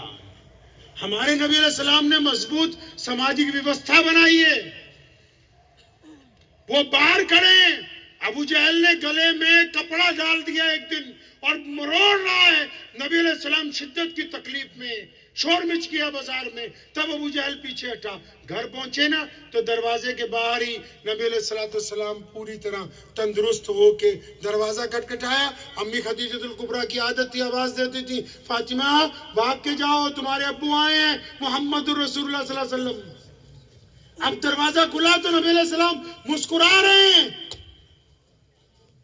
بازار میں ہیں, کئیوں نے پتھر مارے, نبی علیہ السلام گھر پہنچے مسکرا رہے. مطلب امت کو سمجھاتے ہیں کہ باہر کی پریشانیاں باہر رکھ کے آؤ, گھر میں آ کے چڑچڑے پن کا اظہار نہ کرو, گھر پہ آ کے چتراہٹ نہ دکھاؤ. انہوں نے جینے کا ڈھنگ سکھایا, تبھی تو آج پوری کائنات میں جس مرضی ملک پہ چلے جاؤ, کچھ ملے یا نہ ملے, کلمہ لا الہ الا اللہ محمد رسول اللہ پڑھنے والے لوگ ضرور ملیں گے. تو ہم نے اپنے آپ کو ٹھیک کرنا ہے. کریں گے ٹھیک انشاءاللہ. انشاءاللہ. کیسے ٹھیک کرنا ہے؟ ہم کو پہلے اسلام کی فوٹو دیکھنی. اب تم نے میرے پہ فتویٰ دے دینا مولوی. اسلام کی فوٹو مطلب اپنا اچھا سا موبائل لے کے یا جو بھی ہے آپ کے پاس, اپنی ایک اچھی فوٹو کھینچ کے اب ایک دن اکیلے بیٹھ کے اس فوٹو کو دیکھنا ہے. اگر اس فوٹو میں کوئی ایسا بندہ ہے جو اپنی یا کسی پرائی کی بیٹی کا نمبر لینے کے چکر میں, تو اس فوٹو میں ایک بے ایمان انسان ہے. اگر اس فوٹو میں کوئی ایسا ہے جو اپنے باپ کو گالی دیتا ہے, تو اس فوٹو میں ایک بدبخت بندہ ہے.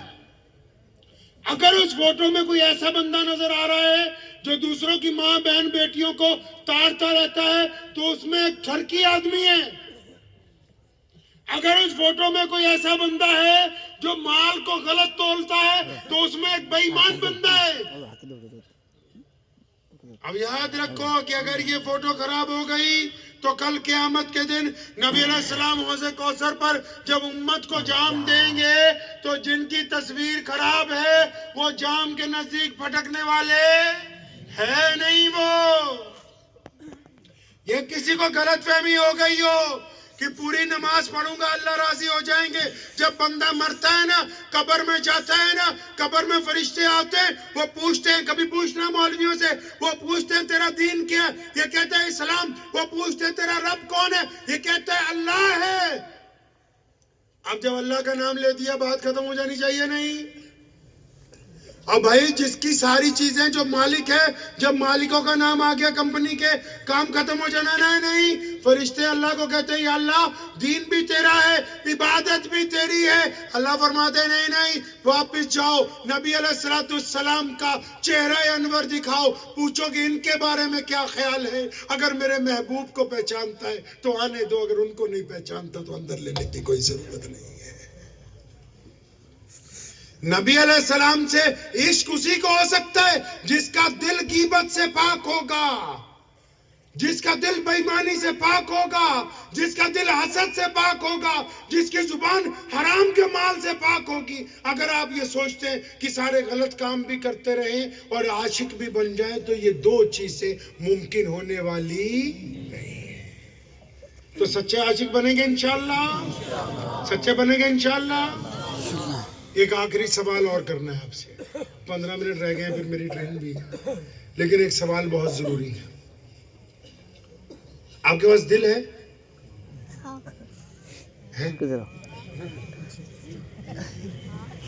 ٹھنڈ لگ رہی ہے, دل ہے آپ کے پاس؟ کہاں, کس طرف لگا ہوا؟ دل پہ ہاتھ رکھ. ارے دل پہ ہاتھ رکھ. آپ کے پاس نہیں؟ آپ سے ایک دو سوال پوچھنا. یہ جو ہے نا, یہ جھوٹ نہیں بولتا. تو ابھی سوال پوچھوں گا, آپ نے مجھے نہیں اس بار جواب دینا, اپنے آپ کو دینا. دیں گے اپنے آپ کو جواب؟ مجھے نہیں.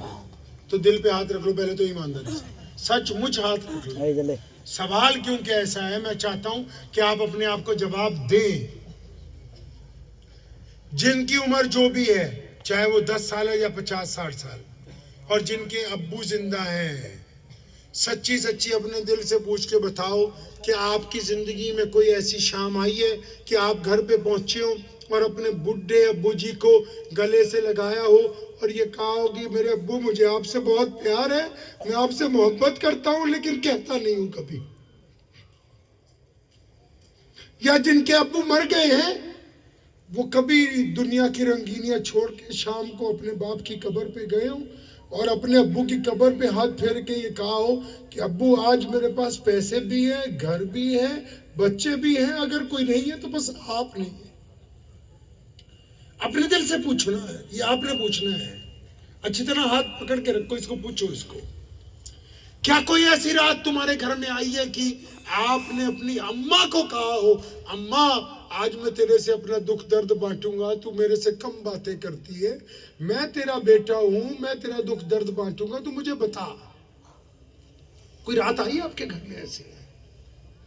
یا جن کے ساتھ روز چائے پیتے ہو، بریانیاں کھاتے ہو، تمہیں پتا ہے 5-10 دوستوں کو کہ یہ ایک آدھا دوست ہمارا غریب ہے اور یہ مزدور ہے یا نوکری پیشہ ہے یا دکاندار ہے، اس کا کام نہیں چلتا، اور جس کو اللہ نے دے رکھا ہے خوب.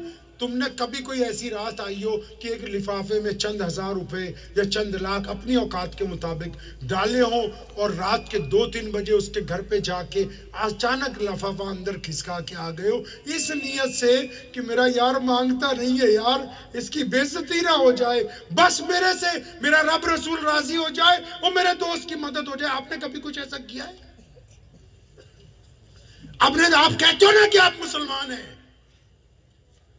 آپ کا پڑوسی جو بیکار ہے، بھوکا ہے، چاہے اس کا مذہب کوئی بھی ہے، جس کے گھر میں 2 وقت پورا روٹی نہیں بنتی، کیا کبھی آپ گئے چپکے سے کہ یار میں تیرا پڑوسی ہوں، بھائیوں کی طرح ہوں، میں تیرے ساتھ کھڑا ہوں؟ کچھ آپ نے کبھی ایسا کیا؟ کیا کبھی کسی روتے ہوئے کو آپ نے ہنسایا؟ اپنے اس دل سے پوچھ کے بتاؤ، کیا کبھی کسی بیمار کو آپ نے یہ کہا ہے کہ میں تیرے ساتھ ہوں، گھبرانا نہیں ہے، میں تیرے ساتھ چلوں گا، اللہ کی رحمت سے تو ٹھیک ہو سکتا ہے؟ آپ نے کبھی کسی دوست کو حوصلہ دیا؟ کیا کبھی آپ چھپ کے گئے کہ آج میں مسجد کی بیت الخلائیں صاف کروں گا اور مسجد میں لوگوں کے آنے سے پہلے صفائی؟ آپ نے کبھی کچھ ایسا کیا ہے؟ کبھی چلتی ہوئی کار روک دی، اسکوٹر روک دیا کہ یہ پتھر سڑک پہ گرا ہوا ہے، کسی کا بچہ ایکسیڈنٹ سے مر جائے گا، میں اس کو ہٹا دیتا ہوں؟ آپ نے کبھی کچھ ایسا کیا ہے؟ میاں صاحب سنو، جس دن مکہ فتح ہوا تھا نا، نبی علیہ السلام جب اپنی بہن کے گھر پہنچے تھے نا، انہوں نے باسی روٹی کھانے کے بعد اپنی پیاری بہنہ جو ان سے 20 سال بڑی تھی نا، اس کو ایک ہی سوال کیا تھا بیٹھتے ہی. یہ نہیں کہا تھا کہ نماز ایسے پڑھنا، یہ نہیں کہا تھا کہ قرآن کی تلاوت کرنا، یہ نہیں کہا تھا کہ تم میرے طریقے پہ چلنا، یہ ساری باتیں تو سب کو پہلے ہی بتا رکھی تھی. اپنی بہنہ کو حضرت ام ہانی کو سامنے بٹھایا تھا اور کہا تھا، نبی علیہ السلام کی آنکھیں جھکی ہوئی تھی، آنکھوں میں آنسو تھے، فرمایا ہانی تجھے پتا ہے کہ میری پیدائش سے چند مہینے پہلے میرے پیارے ابو حضرت عبداللہ انتقال کر گئے. ہانی میں نے اپنے باپ کو نہیں دیکھا، تو نے اپنے چچا کو دیکھا ہے، تو میرے ابو کی سکی بھتیجی ہے، تو ان کے گود میں رہی، تو ان کے ساتھ چلتی تھی، تو بتا رہا کہ میرے والد کیسے تھے. ارے محمد رسول اللہ فتح مکہ کی رات کو اپنے باپ کو یاد کرتے اور تمہیں اللہ نے سب کچھ دے رکھا ہے، تم اپنے ماں باپ کو نہیں پوچھتے کبھی؟ جاؤ جا کے امام بخاری سے پوچھو، انہوں نے 2 ٹوک کہا تھا مسجد نبوی میں کھڑے ہو کے کہ اگر میں نیت بھی باندھ لوں اور میری ماں سیدہ آمنہ زندہ ہوتی اور وہ حجرے سے کہتی محمد ذرا آؤ مجھے کوئی کام ہے، فرمایا بلال نوٹ کر لے بات، میں پہلے امی کے پاس جاتا، اس کی بات سنتا، اس کا کام کرتا، پھر آ کے نماز مکمل کرا دیتا. لوگوں کو تانے دینے سے نہیں کچھ ہونے والا ہے، تبدیلی ایسے نہیں آنے والی ہے، خود بدلنا ہے. بدلیں گے انشاءاللہ. زبان کو غیبت سے روکنا ہے، تانے سے روکنا ہے. میرے نبی کی سنت ہے، کہو صلی اللہ علیہ وسلم، نہ کبھی کسی کو تانا مارا، نہ کسی کے بارے میں غلط سوچا. سب سے بڑی سنت ہی نبی علیہ السلام کی یہ ہے کہ 24 گھنٹے پوزیٹیو رہتے تھے، 24 گھنٹے اچھا سوچتے تھے، اچھا مشورہ دیتے تھے. اب اگر ہم کو ان سے عشق ہے تو ہم نے اچھا سوچنا ہے، اچھا بولنا ہے، اچھا کرنا ہے. اگر کسی کی تعریف نہیں کر سکتے تو اس کی برائی بھی نہیں کرنی ہے. کریں گے انشاءاللہ. دعا کیجئے اللہ عمل کی توفیق عطا فرمائے. الحمدللہ رب العالمین الرحمن الرحیم مالک یوم الدین ایاک نعبد و ایاک نستعین اہدنا الصراط المستقیم صراط الذین انعمت علیہم غیر المغضوب علیہم ولا الضالین. اللہم صلی علی محمد وعلی آل محمد کما صلی